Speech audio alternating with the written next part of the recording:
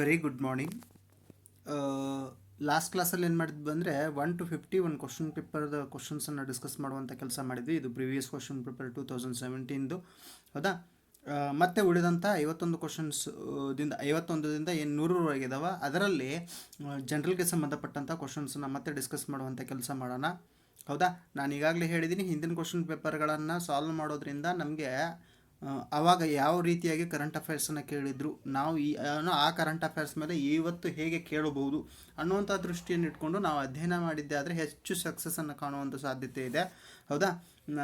ನಾನು ಈಗಾಗಲೇ ಹೇಳಿದ್ದೀನಿ, ನೀವು ಯಾವುದಾದ್ರೂ ಕರೆಂಟ್ ಅಫೇರ್ಸನ್ನು ಓದ್ತಾ ಇದ್ದೀರಂದರೆ ಯಾವ ಡೇಟ್ ಎಕ್ಸಾಮ್ ನಡೆದಿದೆ ಅದರ 18 ತಿಂಗಳು ಹಿಂದಿನ ಕ್ವಶನ್ ಪೇಪರ್ನ ರೆಫರ್ ಮಾಡಿರಿ, ಆಮೇಲೆ ಕರೆಂಟ್ ಅಫೇರ್ಸನ್ನು ನೋಡ್ಕೊಳ್ರಿ ಅನ್ನೋದನ್ನು ಹೇಳಿದ್ದೆ. ನಾನು 2017 ತೊಗೊಂಡಿದ್ದೀನಿ, 2021ನಲ್ಲಿದೆ ಸರ್, 3 years ಬ್ಯಾಕ್ ಅಲ್ವಾ ಹೌದಾ. ಒಂದು ಸ್ವಲ್ಪ ಇನ್ನೂ ಹೆಚ್ಚು ಸಹ ಸಂಬಂಧವನ್ನು ಹೊಂದಿದೆ, ಅದಕ್ಕೆ ನಾನು ತೊಗೊಂಡು ವಿವರಿಸುವಂಥ ಕೆಲಸ ಮಾಡ್ತಾ ಇದ್ದೀನಿ. ಈಗೇನು ಬೇಕು ಅದನ್ನು ವಿವರಿಸುವಂಥ ಕೆಲಸ ಮಾಡ್ತೀನಿ ಹೌದಾ. ಹೆಚ್ಚಾಗಿ ಈ ಕ್ವಶನ್ ಪೇಪರ್ನ ಸಾಲ್ವ್ ಮಾಡೋದಕ್ಕಿಂತಲೂ ಈಗ ನಿಮಗೇನು ಇದಕ್ಕೆ ಸಂಬಂಧಪಟ್ಟಂತೆ ಕೊಡಬೇಕಾಗಿದ್ದಿಲ್ಲ ನಾಲೆಜ್, ಅದಕ್ಕೆ ಸಂಬಂಧಪಟ್ಟಂತೆ ಡಿಸ್ಕಸ್ ಮಾಡುವಂಥ ಕೆಲಸ ಮಾಡ್ತೀನಿ. ಹೆಚ್ಚು ಟೈಮನ್ನು ವೇಸ್ಟ್ ಮಾಡಿದೆ. ಫಸ್ಟ್ ಹೌದಾ, 1 to 50 ಆಲ್ರೆಡಿ ಡಿಸ್ಕಸ್ ಮಾಡಿದ್ದೀವಿ. 51th ಕ್ವಶನ್, ಕರ್ನಾಟಕದ ಕೆಳಗಿನ ಯಾವ ಉತ್ಪನ್ನಗಳು ಭೌಗೋಳಿಕ ಸೂಚಕ ಸ್ಥಾನಮಾನವನ್ನು ಹೊಂದಿವೆ ಹೌದಾ. ಭೌಗೋಳಿಕ ಸೂಚಕ ಸ್ಥಾನಮಾನವನ್ನು ಹೊಂದಿವೆ. ಎ ಉಡುಪಿ ಮುಟ್ಟುಗುಳ್ಳು ಬದನೆ, ಬಿ ಗೋಕಾಕ್ ಕರದಂಟು, ಸಿ ಮೈಸೂರು ಸ್ಯಾಂಡಲ್ ಸಾಬೂನು, ಡಿ ಮದ್ದೂರು ವಡೆ. ನೋಡ್ರಿ, ಉಡುಪಿ ಮುಟ್ಟುಗುಳ್ಳು ಬದನೆ ಈಗಾಗಲೇ ಜಿಯೋಗ್ರಫಿಕಲ್ ಇಂಡಿಕೇಶನ್ ಟ್ಯಾಗನ್ನು ಪಡ್ಕೊಂಡಿದೆ. ಹಾಗಾದರೆ ಅದು ಏನಪ್ಪ ಅಂದರೆ ಭೌಗೋಳಿಕ ಭೌಗೋಳಿಕ ಸೂಚಕ ಸ್ಥಾನಮಾನವನ್ನು ಹೊಂದಿದೆ. ಆಮೇಲೆ ಗೋಕಾಕ್ ಕರದಂಟು ಇನ್ನೂ ಹೊಂದಬೇಕು. Mysuru sandal soap already GI ಟ್ಯಾಗನ್ನು ಪಡ್ಕೊಂಡಿದೆ. ಮದ್ದೂರು ವಡೆ ಅಪ್ಲೈ ಮಾಡಿದ್ರು, ಆದರೆ ಅದಕ್ಕೆ GI ಟ್ಯಾಗ್ ಸಿಕ್ಕಿಲ್ಲ ಹೌದಾ. ಹಾಗಾದರೆ ಕೊಟ್ಟಂಥ ಆಪ್ಷನ್ ಕೆಳಗಿನಲ್ಲಿ ಯಾವುದು ಸರಿಯಾಗಿದೆ ಅದನ್ನು ಮಾರ್ಕ್ ಮಾಡಿರಿ ಅಂತ ಹೇಳ್ತಾರೆ. ಆಪ್ಷನ್ ಎ ಮತ್ತು ಸಿ ಏನಪ್ಪ ಅಂದರೆ ಸರಿ ಇದೆ. ಆಪ್ಷನ್ ಎ ಮತ್ತು ಸಿ ಏನಪ್ಪ ಅಂದರೆ ಸರಿ ಇದೆ. ಯಾಕೆ ಎ ಮತ್ತು ಸಿ ಸರಿ ಇದೆ ಅಂದರೆ, ಏನು ಉಡುಪಿ ಮುಟ್ಟುಗುಳ್ಳು ಬದನೆ ಏನಪ್ಪ ಅಂದರೆ ಭೌಗೋಳಿಕ ಸೂಚಕ ಸ್ಥಾನಮಾನವನ್ನು ಪಡ್ಕೊಂಡಿದೆ. ಮೈಸೂರು ಸ್ಯಾಂಡಲ್ ಸೋಪು ಕೂಡ ಏನು ಮಾಡಿದೆ ಅಂದರೆ ಭೌಗೋಳಿಕ ಸೂಚಕ ಸ್ಥಾನಮಾನ ಜಿಯೋಗ್ರಫಿಕಲ್ ಇಂಡಿಕೇಶನ್ ಟ್ಯಾಗನ್ನು GI ಟ್ಯಾಗನ್ನು ಪಡ್ಕೊಂಡಿದೆ. ಹಾಗಾದರೆ ಕರ್ನಾಟಕದಲ್ಲಿರುವಂತಹ ಬೇರೆ ಬೇರೆ ಉತ್ಪನ್ನಗಳು, ಯಾವ ಉತ್ಪನ್ನಗಳು ಜಿಯೋಗ್ರಫಿಕಲ್ ಇಂಡಿಕೇಶನ್ ಟ್ಯಾಗನ್ನು ಪಡ್ಕೊಂಡಿದ್ದಾವೆ ಅದನ್ನು ನೋಡೋಣ ಹೌದಾ. ಮೈಸೂರು ಸ್ಯಾಂಡಲ್, ಮೈಸೂರಿಗೆ ಸಂಬಂಧಪಟ್ಟಂತೆ ಬಹಳಷ್ಟು ವಸ್ತುಗಳು ಏನು ಮಾಡಿದಾವೆ ಅಂದರೆ GI ಟ್ಯಾಗನ್ನು ಪಡ್ಕೊಂಡಿದ್ದಾವೆ. ಮೈಸೂರು ಸಿಲ್ಕ್ ಇದು ಕೂಡ GI ಟ್ಯಾಗನ್ನು ಪಡ್ಕೊಂಡಂತಹ ವಸ್ತು. ಅದಾದ ನಂತರ ಮೈಸೂರು ಸಿಲ್ಕ್ ಆದಮೇಲೆ ಮೈಸೂರು ಅಗರಬತ್ತಿ, ಆಮೇಲೆ ಬಿದ್ರಿ ವೇರ್ ಅಂತ ಬರ್ತದೆ, ಬಿದ್ರಿ ವೇರ್ ಹೌದಾ ಕೂಡ ಜಿಯೋಗ್ರಫಿಕಲ್ ಇಂಡಿಕೇಶನ್ ಟ್ಯಾಗನ್ನು ಪಡ್ಕೊಂಡಿದೆ. ಚನ್ನಪಟ್ಟಣದ ಆಟಿಕೆ ಸಾಮಾನುಗಳು ಇವೆಲ್ಲ ಕರ್ನಾಟಕಕ್ಕೆ ಸಂಬಂಧಪಟ್ಟಂತಹ ವಸ್ತುಗಳು, ಕರ್ನಾಟಕದಿಂದ GI ಟ್ಯಾಗನ್ನು ಪಡ್ಕೊಂಡಂಥ ವಸ್ತುಗಳು ಹೌದಾ. ಅದಕ್ಕೆ ಇವುಗಳನ್ನು ವಿವರಿಸುವಂಥ ಕೆಲಸ ಮಾಡ್ತಾ ಇದ್ದೀನಿ. ಚನ್ನಪಟ್ಟಣ ಆಟಿಕೆ ಸಾಮಾನು, ಮೈಸೂರು ರೋಸ್ವುಡ್ ಅದನ್ನು ನಾವು ಸಾಗವಾಣಿ, ಮೈಸೂರು ಸಾಗವಾಣಿ ಅಂತ ಕರಿತೀವಿ, ಮೈಸೂರು ಶ್ರೀಗಂಧದ ಎಣ್ಣೆ, Mysuru sandal oil, Mysuru sandal soap, Mysuru sandal soap ಅದು ಈಗಾಗಲೇ ನಮ್ಮ ಕ್ವಶನಲ್ಲಿ ಇತ್ತು. ಆಮೇಲೆ ಅದಾದ ನಂತರ ಕಸೂತಿ ಮತ್ತು ಎಂಬ್ರಾಯ್ಡರಿ ಇದು ಕೂಡ ಕರ್ನಾಟಕದಿಂದ ಏನಪ್ಪ ಅಂದರೆ GI ಟ್ಯಾಗನ್ನು ಪಡ್ಕೊಂಡಿದೆ. ಮೈಸೂರು ಟ್ರೆಡಿಷ್ನಲ್ ಪೇಂಟಿಂಗ್ಸು ಇವು ಕೂಡ ಏನಾಗಿದಾವೆ ಅಂದರೆ ಜಿಯೋಗ್ರಫಿಕಲ್ ಇಂಡಿಕೇಶನ್ ಟ್ಯಾಗನ್ನು ಪಡ್ಕೊಂಡಿದ್ದಾವೆ. ಆಮೇಲೆ ಕೂರ್ಗ್ ಆರೆಂಜು, ಕೊಡಗಿನ ಆರೆಂಜು, ಮೈಸೂರು ಬಿಟಲ್ ಲೀಫು ಹೌದಾ, ಮೈಸೂರಿನ ವೀಳ್ಯದೆಲೆಗಳು, ಆಮೇಲೆ ನಂಜನಗೂಡಿನ ರಸಬಾಳೆ, ಉಡುಪಿ ಮಲ್ಲಿಗೆ, ಇಳಕಲ್ ಸೀರೆ, ಆಮೇಲೆ ಗಂಜಿಫಾ ಕಾರ್ಡ್ಸ್ ಅಂತ ಮೈಸೂರಿನಲ್ಲಿ ಆಟವನ್ನು ಆಡ್ಲಿಕ್ಕೆ ಬಳಸ್ತಾರೆ ಅಂತ ಗಂಜಿಫಾ ಕಾರ್ಡ್ಸ್ ಆಗಿರ್ಬೋದು. ಆಮೇಲೆ ನವಲ್ಗುಂದದ ಜಮ್ಖಾನ್ಗಳು, ಕರ್ನಾಟಕದ ಬ್ರಾಂಜ್ ವೇರ್ಗಳು, ಆಮೇಲೆ ಕೋರ್ಗ್ ಗ್ರೀನ್ ಕಾರ್ಡಮಮ್ ಹೌದಾ, ಕೊಡಗಿನ ಏನಪ್ಪ ಅಂದರೆ ಕರಿಮೆಣಸು, ಆಮೇಲೆ ಧಾರವಾಡ ಪೇಡ, ದೇವನಹಳ್ಳಿ ಪೊಮೆಲೋ, ಆಮೇಲೆ ಅಪ್ಪೆಮಿಡಿ ಮಾವು, ಕಮಲಾಪುರ ಕೆಂಪು ಬಾಳೆ, ಆಮೇಲೆ ಸಂಡೂರು ಲಂಬಾಣಿ ಕಸೂತಿ ಕಲೆ, ಆಮೇಲೆ ಬ್ಯಾಡಗಿ ಮೆಣಸಿನ್ಕಾಯಿ, ಆಮೇಲೆ ನಾನು ಈಗಾಗಲೇ ಹೇಳಿದ್ನಲ್ಲ ಯಾವುದು ಯಾವುದಪ್ಪ ಅಂದರೆ ಉಡುಪಿ ಮುಟ್ಟುಗುಳ್ಳು ಬದನೆ, ಉಡುಪಿ ಮುಟ್ಟುಗುಳ್ಳು ಬದನೆ, ಆಮೇಲೆ ಕಿನ್ನಾಳ ಆಟಿಕೆ, ಬೆಂಗಳೂರು ನೀಲಿ ದ್ರಾಕ್ಷಿ, ಆಮೇಲೆ ಬೆಂಗಳೂರು ಸಾಗವಾನಿ ಹೌದಾ. ಆಮೇಲೆ ಕರ್ನಾಟಕದ ಬ್ರಾಂಜ್ ವೇರು ಲಘು ಕೆಲವು ಲೋಗೋಗಳು ಕೂಡ ಕರ್ನಾಟಕದಿಂದ ಏನು ಮಾಡಿದಾವೆ ಅಂದರೆ JL ಟ್ಯಾಗನ್ನು ಪಡ್ಕೊಂಡಿದ್ದಾವೆ. ಲೋಗೋ ಅಂತ ನಿಮ್ಗೆ ಗುರ್ತಾಗ್ತದೆ, ಹೌದಾ? ಏನೋ ಗಂಡ ಬೇರುಂಡ ಇದೊಂದು ಲೋಗೋ, ಹೌದಾ? ನವಲ್ಗುಂದ ಜಮ್ಖಾನ್ಗಳು, ಹೌದಾ? ಅವುಗಳ ಮೇಲಿರುವಂಥ ಡಿಸೈನ್ ಲೋಗೋಗಳು ಅವುಗಳು ಕೂಡ ಏನು ಮಾಡಿದೆ ಅಂದರೆ JL ಟ್ಯಾಗನ್ನು ಪಡ್ಕೊಂಡಿದ್ದಾವೆ, ಹೌದಾ? ಚಾದರ್ ಅಥವಾ ಜಮ್ಖಾನ್ ಅಂತ ಕರಿತೀವಿ. ಆಮೇಲೆ ಗುಳೆದ ಗುಡ್ಡದ ಏನಪ್ಪ ಅಂದರೆ ಜಮ್ಖಾನ್ಗಳು, ಆಮೇಲೆ ಉಡುಪಿ ಸೀರೆಗಳು, ಮೈಸೂರು ಸೀರೆ ಮೇಲಿರುವಂಥ ಲೋಗೋ, ಮೈಸೂರು ಸೀರೆ ಮೇಲಿರುವಂಥ ಲೋಗೋ ಇವು ಕೂಡ ಏನಪ್ಪ ಅಂದರೆ JI ಟ್ಯಾಗನ್ನು ಪಡ್ಕೊಂಡಿದ್ದಾವೆ. ಆಮೇಲೆ ಕೊಡಗಿನ arabica coffee, Chikkamagaluru arabica coffee, Baba Budangiri arabica coffee, ಹೌದಾ? ಇವು ಮೂರೂ ಕೂಡ ಏನಪ್ಪ ಅಂದರೆ ಜಿಯೋಗ್ರಫಿಕಲ್ ಇಂಡಿಕೇಶನ್ ಟ್ಯಾಗನ್ನು ಕರ್ನಾಟಕದಿಂದ ಪಡ್ಕೊಂಡಿದ್ದಾವೆ. ಆಮೇಲೆ ಸಿರ್ಸಿ ಕೆಂಪು ಅಡಿಕೆ, ಅದನ್ನ ಸಿರ್ಸಿ ಸುಪಾರಿ ಅಂತ ಕರಿತೀವಿ. ಆಮೇಲೆ ಗುಲ್ಬರ್ಗಾದ ತೂರ್ದಾಲ್ ಬೇಳೆ, ಹೌದಾ? ಇವು ಒಟ್ಟು 41 ವಸ್ತುಗಳು ಕರ್ನಾಟಕದಿಂದ ಏನು ಮಾಡಿದಾವಪ್ಪ ಅಂದರೆ ಜಿಯೋಗ್ರಫಿಕಲ್ ಇಂಡಿಕೇಶನ್ ಟ್ಯಾಗನ್ನು ಪಡ್ಕೊಂಡಿದ್ದಾವೆ. ಇವುಗಳನ್ನು ಒಂದ್ಸಲ ನೀವು ಕರೆಕ್ಟಾಗಿ ಕಣ್ಣಾಯಿಸ್ಬಿಟ್ಟಿದ್ರೆ 4 ಆಪ್ಷನ್, ಯಾಕಂದರೆ ಇತ್ತೀಚಿನ ದಿನಗಳಲ್ಲಿ ಇದ್ರ ಮೇಲೆ ಒಂದು ಕ್ವಶನ್ ಹೆಚ್ಚಾಗಿ ಕೇಳ್ತಾ ಇದ್ದಾರೆ, ಹೌದಾ? ಕರ್ನಾಟಕದಿಂದ ಯಾವ್ದು ಪಡ್ಕೊಂಡಿದೆ ಯಾವ್ದು ಪಡ್ಕೊಂಡಿಲ್ಲ ನಿಮ್ಗೆ ಕ್ಲಿಯರ್ ಆಯ್ತು ಬಿಡ್ತಂದರೆ ಅಂದರೆ ಸರಿಯಾಗಿ ಇದನ್ನು ಆನ್ಸರ್ ಮಾಡ್ಬೋದು. ಇನ್ನು ನೆಕ್ಸ್ಟ್ ಕ್ವಶನನ್ನು ನೋಡುವಂಥ ಕೆಲಸ ಮಾಡೋಣ. ಕ್ವಶನ್ ನಂಬರ್ 52, 31 ಜುಲೈ 2017 31 ಜುಲೈ 2017 ಕರ್ನಾಟಕದ ಎಷ್ಟು ನಗರಗಳು Amrut Atal mission for rejuvenation and urban ಟ್ರಾನ್ಸ್ಫಾರ್ಮೇಷನ್ನಲ್ಲಿ, ಹೌದಾ, ಒಳಗೊಂಡಿದ್ದಾವೆ? ಒಟ್ಟು 27 ನಗರಗಳು ಒಳಗೊಂಡಿದ್ದಾವೆ, ಹೌದಾ? ಹೋಲ್ ಇಂಡಿಯಾದಲ್ಲಿ 500 ನಗರಗಳನ್ನು ಆಯ್ಕೆ ಮಾಡಲಾಗಿದೆ. ಅದರಲ್ಲಿ ಕರ್ನಾಟಕದಲ್ಲಿ 27 ನಗರಗಳನ್ನು ಏನು ಮಾಡಲಾಗಿದೆ ಅಂದರೆ ಆಯ್ಕೆ ಮಾಡಲಾಗಿದೆ. ನೆಕ್ಸ್ಟ್ ಕ್ವಶನನ್ನು ನೋಡೋಣ. ಕ್ವಶನ್ ನಂಬರ್ 53, ಹೌದಾ? CFL ಉತ್ಪನ್ನಗಳ ಬೇಡಿಕೆಯಲ್ಲಿನ ಭಾರೀ ಕುಸಿತ ಮತ್ತು LED ಉತ್ಪನ್ನಗಳ ಆದ್ಯತೆಯಲ್ಲಿ ಹೆಚ್ಚುತ್ತಿರುವ ಬೇಡಿಕೆಯಿಂದ ಇತ್ತೀಚೆಗೆ ಯಾವ ಕಂಪನಿ ತನ್ನ ಲೈಟಿಂಗ್ ಮ್ಯಾನುಫ್ಯಾಕ್ಚರಿಂಗ್ ಉತ್ಪಾದನಾ ಘಟಕವನ್ನು ಮೈಸೂರಿನಲ್ಲಿ ಮುಚ್ಚಿತು? ಹೌದಾ? ಯಾವುದಪ್ಪ ಅಂದರೆ ಆನ್ಸರ್ ಯಾವುದಪ್ಪ ಅಂದರೆ Wipro consumer care and lighting, Wipro consumer care and lighting, ಹೌದಾ? ಇನ್ನು ನೆಕ್ಸ್ಟ್ ಕ್ವಶನನ್ನು ನೋಡೋಣ. Wipro consumer care and lighting. ಆಮೇಲೆ ನಿಮ್ಗೆ ಗುರ್ತಿರಲಿ CFL, ಹೌದಾ? ಕಾಂಪ್ಯಾಕ್ಟ್ ಫ್ಲೂರೋಸೆಂಟ್ ಲ್ಯಾಂಪ್ ಇದರ ವಿಸ್ತೃತ ರೂಪ. ಆಮೇಲೆ LED light emitting diode. CFL ಬಲ್ಬ್ಗಳು, ಹೌದಾ, LED ಬಲ್ಬ್ಗಳಿಗಿಂತ ಹೆಚ್ಚು ವಿದ್ಯುತ್ತನ್ನು ಬಳಸ್ತಾ ಇದ್ವು. ಅದಕ್ಕೆ ಅವುಗಳ ಮೇಲೆ ಆದಷ್ಟು ಜನರ ಬಳಕೆನೂ ಕಡಿಮೆ ಮಾಡಿದ್ರು, ಸರ್ಕಾರನೂ ಸ್ವಲ್ಪ ಅದನ್ನು ಬಳಸೋದನ್ನು ನಿಲ್ಲಿಸ್ಬಿಟ್ಟು ಇತ್ತೀಚಿನ ದಿನಗಳಲ್ಲಿ ಭಾರತದಲ್ಲಿ ಇರುವಂತಹ ಬೀದಿ ದೀಪಗಳಿಗೆ LED ಬಲ್ಬ್ಗಳನ್ನು ಕೂಡಿಸುವಂತಹ ಒಂದು ಯೋಜನೆಯನ್ನು ಜಾರಿಗೆ ತಂದಿದೆ. ಅದರಿಂದ ಏನು CFL ಬಲ್ಬ್ಗಳ ಉತ್ಪನ್ನಗಳ ಮಾರಾಟ ಏನಿತ್ತಲ್ಲ ಅದು ಆದಷ್ಟು ಕಡಿಮೆ ಆಗಿದೆ, ಹೌದಾ? ಇನ್ನು ನೆಕ್ಸ್ಟ್ ಕ್ವಶನನ್ನು ನೋಡೋಣ. Question number 54. ಕ್ವಶನ್ ನಂಬರ್ 54 ಏನಿತ್ತಪ್ಪ ಅಂದರೆ, ಹೌದಾ, ನೀವು ಒಬ್ಬ ಅಧಿಕಾರಿಯಾಗಿ ಆಯ್ಕೆ ಆದರೆ, ಈ ಕಾಂಪಿಟೇಟಿವ್ ಎಕ್ಸಾಮ್ಸನ್ನು ಫೇಸ್ ಮಾಡಿ ನೀವು ಒಬ್ಬ ಅಧಿಕಾರಿಯಾಗಿ ಆಯ್ಕೆ ಆದರೆ, ಹೌದಾ, ನೀವು ಹೆಂಗೆ ಡಿಸಿಷನ್ ಮೇಕಿಂಗ್ ಮಾಡ್ತೀರಾ, ಎಷ್ಟು ಪಾರದರ್ಶಕವಾಗ್ತೀರಾ, ನಿಮ್ಮಲ್ಲಿ ನಿರ್ಧಾರವನ್ನು ತೆಗೆದುಕೊಳ್ಳುವಂಥ ಸಾಮರ್ಥ್ಯ ಇದೆಯೋ ಇಲ್ಲೋ ಅನ್ನೋದಕ್ಕೆ ಸಂಬಂಧಪಟ್ಟಂತೆ ಯಾವುದೇ SDA FDA KS ಪರೀಕ್ಷೆಗಳಲ್ಲಿ ಇಂಥದಕ್ಕೆ ಒಂದು 2-3 ಕ್ವಶನ್ಸ್ ಇರ್ತಾವೆ. ಈ ಕ್ವಶನ್ ಪೇಪರಲ್ಲಿ ಒಂದು ಸ್ವಲ್ಪ ಹೆಚ್ಚು ಕ್ವಶನ್ಸ್ಗಳನ್ನು ಇದಕ್ಕೆ ಸಂಬಂಧಪಟ್ಟಂಗೆ ಕೊಟ್ಟಿದ್ದಾರೆ. ಹಾಗಾದರೆ ಅವುಗಳನ್ನು ಡಿಸ್ಕಸ್ ಮಾಡುವಂಥ ಕೆಲಸ ಮಾಡೋಣ, ಹೌದಾ? ನಿಮಗೆ ಇತ್ತೀಚೆಗಷ್ಟೇ ಭಾರತ ಸರ್ಕಾರದ ಸಚಿವಾಲಯದಲ್ಲಿ ಉಪಕಾರ್ಯದರ್ಶಿಯ ಹುದ್ದೆಗೆ ಬಡ್ತಿ ನೀಡಲಾಗಿದೆ. ಲಿಖಿತ ಪರೀಕ್ಷೆಯಲ್ಲಿನ ಅಭ್ಯರ್ಥಿಗಳ ಸಾಧನೆಯನ್ನು ಆಧರಿಸಿ ಅವರನ್ನು ತಾಂತ್ರಿಕ ಮೇಲ್ವಿಚಾರಕ ಹುದ್ದೆಗೆ ಆಯ್ಕೆ ಮಾಡುವ ಕೆಲಸವನ್ನು ತತ್ಕ್ಷಣವೇ ಮಾಡುವಂತೆ ನಿಮಗೆ ವಹಿಸಲಾಗಿದೆ. ಲಿಖಿತ ಪರೀಕ್ಷೆಯಲ್ಲಿ ಸಾಧನೆಯ ಮೇರೆಗೆ ಒಟ್ಟು 3 ಹುದ್ದೆಗಳಿದ್ದಾವೆ. ಅದರಲ್ಲಿ 15 ಅಭ್ಯರ್ಥಿಗಳ ಪಟ್ಟಿಯನ್ನು ತಯಾರಿಸಲಾಗಿದೆ. ಈಗ ಅವರ ಶೈಕ್ಷಣಿಕ ಸಾಧನೆ, ಕಾರ್ಯಾನುಭವ, ಅವರ ನಡೆಯ ದಾಖಲೆ ಇವುಗಳ ಆದ್ಯತೆಯ ಕ್ರಮದಲ್ಲಿ ನೀವು ಇವರನ್ನು ಶಿಫಾರಸು ಮಾಡಬೇಕಾಗಿದೆ. 3 ಅಂಶಗಳನ್ನು ಆಧಾರವಾಗಿಟ್ಕೊಂಡು ಅವ್ರನ್ನ ಆರಿಸಬೇಕಾಗಿದೆ. ಏನು? ಅವರ ಶೈಕ್ಷಣಿಕ ಸಾಧನೆ, ಕಾರ್ಯಾನುಭವ, ಅವರ ನಡತೆ, ಹೌದಾ? ನೀವು ನಂಬಿಕೆಯ ಸಲಹೆಗಾರರೆಂದು ಭಾವಿಸಿರುವ ಒಬ್ಬ ಹಿರಿಯ ಅಧಿಕಾರಿಯು ಮೊದಲ 3 ಆಯ್ಕೆಗಳಲ್ಲಿರುವ ಒಬ್ಬ ಅಭ್ಯರ್ಥಿಯನ್ನು ಶಿಫಾರಸು ಮಾಡಲು ತಿಳಿಸುತ್ತಾರೆ.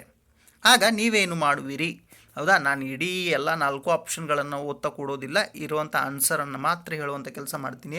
ಏನಪ್ಪ ಅಂದರೆ ಎಲ್ಲ 15 ಅಭ್ಯರ್ಥಿಗಳ ಪ್ರೊಫೈಲ್ ನಿಮ್ಗೆ ಎಷ್ಟೇ ಹತ್ತಿರದಲ್ಲಿದ್ದಾನೆ ಅವನ ಅಧಿಕಾರಿ, ಎಷ್ಟೇ ಅವನನ್ನು ನಂಬ್ತೀರಾ ಅಂದ್ರೂ ನೀವು ಎಲ್ಲ 15 ಅಭ್ಯರ್ಥಿಗಳ ಪ್ರೊಫೈಲನ್ನು ಪರೀಕ್ಷಿಸ್ತೀರಾ. ಅದರ ಜೊತೆಗೆ ಅವರ ಮೆರಿಟ್ ಆಧಾರದ ಮೇಲೆ ತೀರ್ಮಾನವನ್ನು ತೆಗೆದುಕೊಳ್ತೀರಾ. ನಿಮ್ಮ ಬಳಿ ಆ ಹಿರಿಯ ಅಧಿಕಾರಿಗಳ ಶಿಫಾರಸು ಮಾಡಿದಂಥ ಅಭ್ಯರ್ಥಿ ಆಯ್ಕೆಯಾಗುವಂಥ ಸಾಧ್ಯತೆ ಇದ್ರೂ ನೀವು 15 ಜನರ ಅಭ್ಯರ್ಥಿಗಳ ಫೈಲನ್ನು ತರಿಸಿ ಪರೀಕ್ಷಿಸಿ 1 2 3 3 ಕ್ಯಾಂಡಿಡೇಟ್ಗಳನ್ನು ಆರಿಸ್ತೀರಾ. ಹೌದಾ, ಇದು ಏನಪ್ಪ ಅಂದರೆ ನಿಮ್ಮ ದಕ್ಷತೆಯನ್ನು ತೋರಿಸ್ತದೆ. ಹೌದಾ, ಇನ್ನು ನೆಕ್ಸ್ಟ್ ಕ್ವಶನ್ ಡಿಸ್ಕಸ್ ಮಾಡುವಂಥ ಕೆಲಸ ಮಾಡೋಣ. ಕ್ವಶನ್ ನಂಬರ್ 55 ಕೂಡ ಏನಪ್ಪ ಅಂದರೆ ನಿಮ್ಮ ದಕ್ಷತೆ, ಹೌದಾ, ನಿಮ್ಮಲ್ಲಿರುವಂಥ ಸಾಮರ್ಥ್ಯವನ್ನು ಪರೀಕ್ಷಿಸಲಿಕ್ಕೆ ಇರುವಂಥ ಒಂದು ಪ್ರಶ್ನೆ.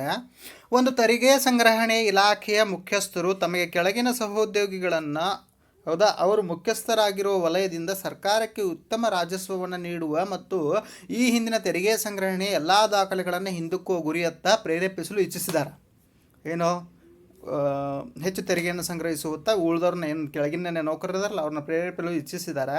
ಇದನ್ನು ಸಾಧಿಸಲು ಕೆಳಗಿನ ಯಾವ ಕಾರ್ಯತಂತ್ರ 4 ಆಪ್ಷನ್ಗಳು ಕೊಟ್ಟಿದ್ದಾರೆ, ಅದರಲ್ಲಿ ಕೊಟ್ಟಂಥ ಆಪ್ಷನ್ಗಳಲ್ಲಿ ಯಾವುದು ಉತ್ತಮ ಅಂತ ಕೇಳಿದ್ದಾರೆ. ಹೌದಾ, ಅವ್ರಿಗೇನು ಹೇಳೋದಪ್ಪ ಅಂದರೆ ವೈಯಕ್ತಿಕ ಗುರಿಗಳನ್ನು ಮೀರಿ ಸಾಧನೆ ಮಾಡುವವರು ಅವರನ್ನು ಪ್ರಶಂಸಿಸಲಾಗುವುದು. ಅಂದರೆ ಎಲ್ಲರ ಸಭೆಯನ್ನು ಕರೆದು ಹೌದಪ್ಪ ಇವರು ಈ ಅಧಿಕಾರಿ, ಈ ಕೆಳಗಿನ ಅಧಿಕಾರಿ, ಹೌದಾ, ಉತ್ತಮ ರಾಜಸ್ವವನ್ನು ಸಂಗ್ರಹಿಸುವುದರಲ್ಲಿ ತಮ್ಮದೇ ಆದ ಪಾತ್ರವನ್ನು ವಹಿಸಿದ್ದಾರೆ ಅಂತ ಅವ್ರನ್ನ ಕರೆಸಿ ಸನ್ಮಾನ ಮಾಡೋದು, ಪ್ರೋತ್ಸಾಹಿಸುವುದು. ಆಮೇಲೆ ಅವರು ಮಾಡಿದಂಥ ಸಾಧನೆಯನ್ನು ಅವರ ಸೇವಾ ದಾಖಲೆಗಳಲ್ಲಿ ಈ ಬಗ್ಗೆ ಸೂಕ್ತ ನಮೂದನ್ನು ಮಾಡಲಾಗುವುದು ಅಂತ ಸಹೋದ್ಯೋಗಿಗಳು ಏನು ಕೈ ಕೆಲಸ ಮಾಡ್ತಾರಲ್ಲ ಅಂಥವ್ರನ್ನ ಕರೆಸಿ ಹೇಳೋದು. ಇದು ಏನಪ್ಪ ಅಂದರೆ ಸರಿಯಾದ ಉತ್ತರ. ಇದು ಏನಪ್ಪ ಸರಿಯಾದ ಉತ್ತರ. ಇನ್ನು ನೆಕ್ಸ್ಟ್ ಕ್ವಶನ್ ನೋಡುವಂಥ ಕೆಲಸ ಮಾಡೋಣ. ಕ್ವಶನ್ ನಂಬರ್ 56 2017 ಪ್ರೋ ಕಬಡ್ಡಿ ಪಂದ್ಯಾವಳಿಗಾಗಿ 2017 ಪ್ರೋ ಕಬಡ್ಡಿ ಪಂದ್ಯಾವಳಿಗಾಗಿ ಏನಪ್ಪ ಅಂದರೆ ಬೆಂಗಳೂರು ಬುಲ್ಸ್ ತಂಡದ ಕ್ಯಾಪ್ಟನ್ ಆಗಿ ಕೆಳಗಿನ ಯಾರನ್ನು ಹೆಸರಿಸಲಾಗಿದೆ. ಹೌದಾ, ಬೆಂಗಳೂರು ಬುಲ್ಸ್ ತಂಡದ ಕ್ಯಾಪ್ಟನ್ ಆಗಿ ಯಾರನ್ನು ಹೆಸರಿಸಲಾಗಿದೆಪ್ಪ ಅಂದರೆ ರೋಹಿತ್ ಕುಮಾರ್. ಯಾರನ್ನ? ರೋಹಿತ್ ಕುಮಾರ್. ಹಾಗಾದರೆ ಏನೋ 2017ರಿಂದ ಗೆದ್ದಂತಹ ತಂಡಗಳನ್ನು ನೋಡೋದಾದರೆ 2017ರಲ್ಲಿ ಗೆದ್ದಂಥ ತಂಡ ಯಾವುದಪ್ಪ ಅಂದರೆ ಪಟ್ನಾ ಪೈರೇಟ್ಸ್.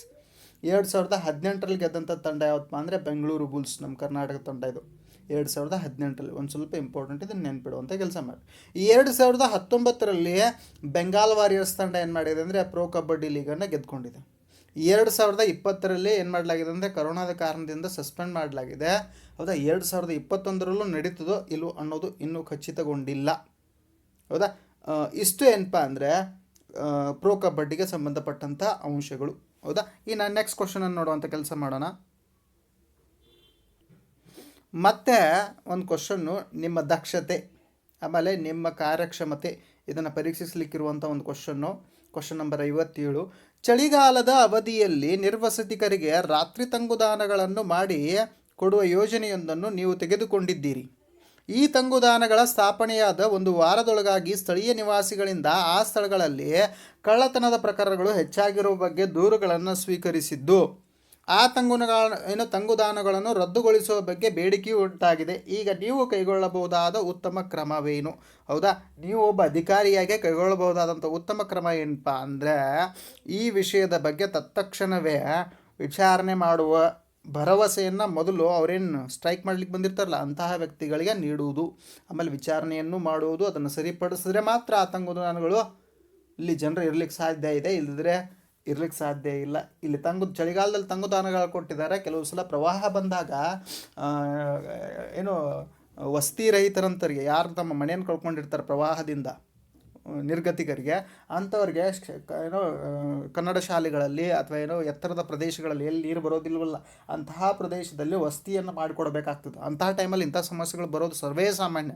ಆವಾಗ ನಿರ್ವಹಿಸುವಂತಹ ಎದೆಗಾರಿಕೆ ನಿಮ್ಮಲ್ಲಿದ್ದರೆ ನೀವು ಅಧಿಕಾರಿ ಆಗ್ಲಿಕ್ಕೆ ಸಮರ್ಥ ಇದ್ದೀರಾ ಅಂತ ಅವರು ಎಕ್ಸಾಮ್ ಟೈಮಲ್ಲಿ ನಿಮ್ಮನ್ನು ಪರೀಕ್ಷೆಗೆ ಒಳಪಡಿಸ್ತಾರೆ. Next question number 58. 2016ನೇ ಸಾಲಿನ ದೇವರಾಜ ಅರಸು ಪ್ರಶಸ್ತಿಯನ್ನು ಕೆಳಗಿನ ಯಾರಿಗೆ ನೀಡಲಾಯಿತು? ಹೌದಾ, 2016ನೇ ಸಾಲಿನ ದೇವರಾಜ ಅರಸು ಪ್ರಶಸ್ತಿಯನ್ನು, ಹೌದಾ, ಶ್ರೀ ಬಿ ಎ ಮೊಹಿದೀನ್ ಅವರಿಗೆ ನೀಡಲಾಗಿದೆ. 2 ವರ್ಷಕ್ಕೆ ಒಂದು ಸಲ ಈ ಪ್ರಶಸ್ತಿಯನ್ನು ನೀಡಲಾಗ್ತದೆ. 2018ರಲ್ಲಿ ಎಷ್ಟರಲ್ಲಿ 2018ರಲ್ಲಿ ಹೌದಾ ಗಾಂಧಿವಾದಿ ಶಿವಾಜಿ ಕಾಗಿನ್ಕರ್ ಗಾಂಧಿವಾದಿ ಯಾರು? ಶಿವಾಜಿ ಕಾಗಿನಿಕರ್. ಹೌದಾ? ಶಿವಾಜಿ ಕಾಗಿನಿಕರ್ ಅವರಿಗೆ ಈ ಪ್ರಶಸ್ತಿಯನ್ನು ನೀಡಲಾಗಿದೆ. ಈ ಪ್ರಶಸ್ತಿನ ಏನು ಮಾಡಲಾಗಿದೆ? ನೀಡಲಾಗಿದೆ. ನೆಕ್ಸ್ಟ್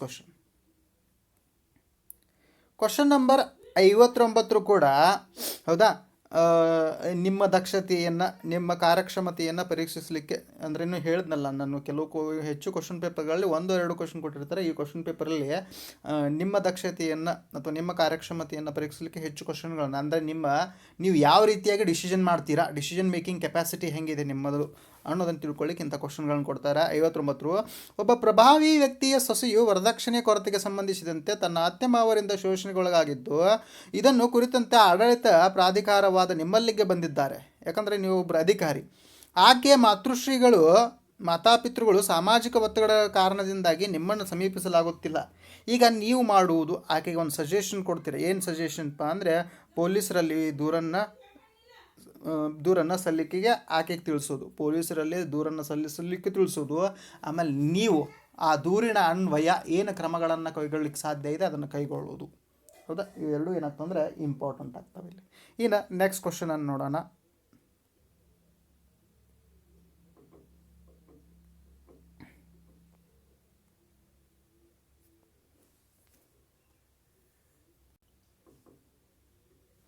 ಕ್ವಶನ್ ನಂಬರ್ 63 ಈ ಕೆಳಗಿನ ಹೇಳಿಕೆಗಳನ್ನು ಪರಿಗಣಿಸಿ. ಹೌದಾ? ಪ್ಯಾರಾಲುಸೈಟ್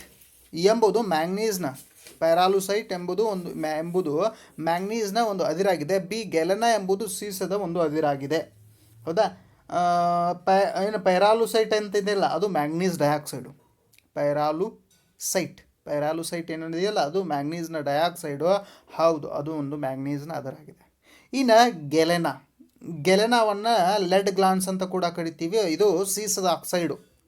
ಗೆಲೆನ ಎಂಬುದು ಸೀಸದ ಒಂದು ಅದಿರಾಗಿದೆ. ಹೌದು, ಇದು ಕೂಡ ಸರಿ ಇದೆ. ಹಾಗಾದರೆ ಕೆಳಗಿನವುಗಳಲ್ಲಿ ಸರಿಯಾದ ಉತ್ತರಕ್ಕಾಗಿ ಸಂಕೇತೀಕರಿಸಿ ಅಂತ ಹೇಳಿದ್ದಾರೆ. ಆಪ್ಷನ್ 3 ಏನಪ್ಪ ಅಂದರೆ ಎ ಮತ್ತು ಬಿ ಎರಡೂ ಸರಿ. ಹೌದಾ? ಎ ಮತ್ತು ಬಿ ಎರಡೂ ಸರಿ. ಇನ್ನು ನೆಕ್ಸ್ಟ್ ಕ್ವಶನ್ ನೋಡೋಣ. ಕ್ವಶನ್ ನಂಬರ್ 64 ಮತ್ತು 65 ಇವು ಎರಡೂ ಕೂಡ ನಿಮ್ಮ ಕಾರ್ಯಕ್ಷಮತೆ ಮತ್ತು ದಕ್ಷತೆಗೆ ಸಂಬಂಧಪಟ್ಟಿದ್ದಾವೆ. ಆದ್ರೂ ನೀವೊಬ್ಬ ಅಧಿಕಾರಿಯಾಗಿ ತೆಗೆದುಕೊಳ್ಳುವಂಥ ಡಿಸಿಷನ್ಸ್ ಅಲ್ಲಿಲ್ಲ. ಹೌದಾ? ಮ್ಯಾಗಿ ನೂಡಲ್ಸ್ ಏನೊಂದು ಸಂಸ್ಥೆಯಲ್ಲೇ ಅಪಾಯಕಾರಿ ವಸ್ತುಗಳು ಪತ್ತೆಯಾಗಿದ್ವಲ್ಲ. ಹೌದಾ? ಅಲ್ಲಿ ನೀವು ಕೆಲಸ ಮಾಡ್ತಾ ಇದ್ದೀರಾ. ನಿಮ್ಮ ಮೇಲೆ, ನಿಮ್ಮ ಬಾಸ್ ಮೇಲೆ, ಮತ್ತು ನೀವು ಏನು ಫುಡ್ ಪ್ರಾಡಕ್ಟ್ಸನ್ನು ತಯಾರಿಸಿದ್ರಲ್ಲ ಅಂತಹ ವಸ್ತುವಿನ ಮೇಲೆ ಏನಪ್ಪ ಅಂದರೆ ಕೋರ್ಟ್ ಏನು ಮಾಡಿದೆ ಅಂದರೆ ಅದರ ಪರೀಕ್ಷೆಗೆ ಒಳಪಡಿಸಬೇಕು, ನಿಮ್ಮದೇ ಖರ್ಚಿನಲ್ಲಿ ಪರೀಕ್ಷೆಗೆ ಒಳಪಡಿಸಬೇಕು ಅಂತ ಹೇಳಿದೆ. ಹಾಗಾದರೆ ನೀವು ಯಾವ ತೀರ್ಮಾನವನ್ನು ಕೈಗೊಳ್ತೀರಿ ಅಂತ ಅಲ್ಲಿದೆ. ಹೌದಾ?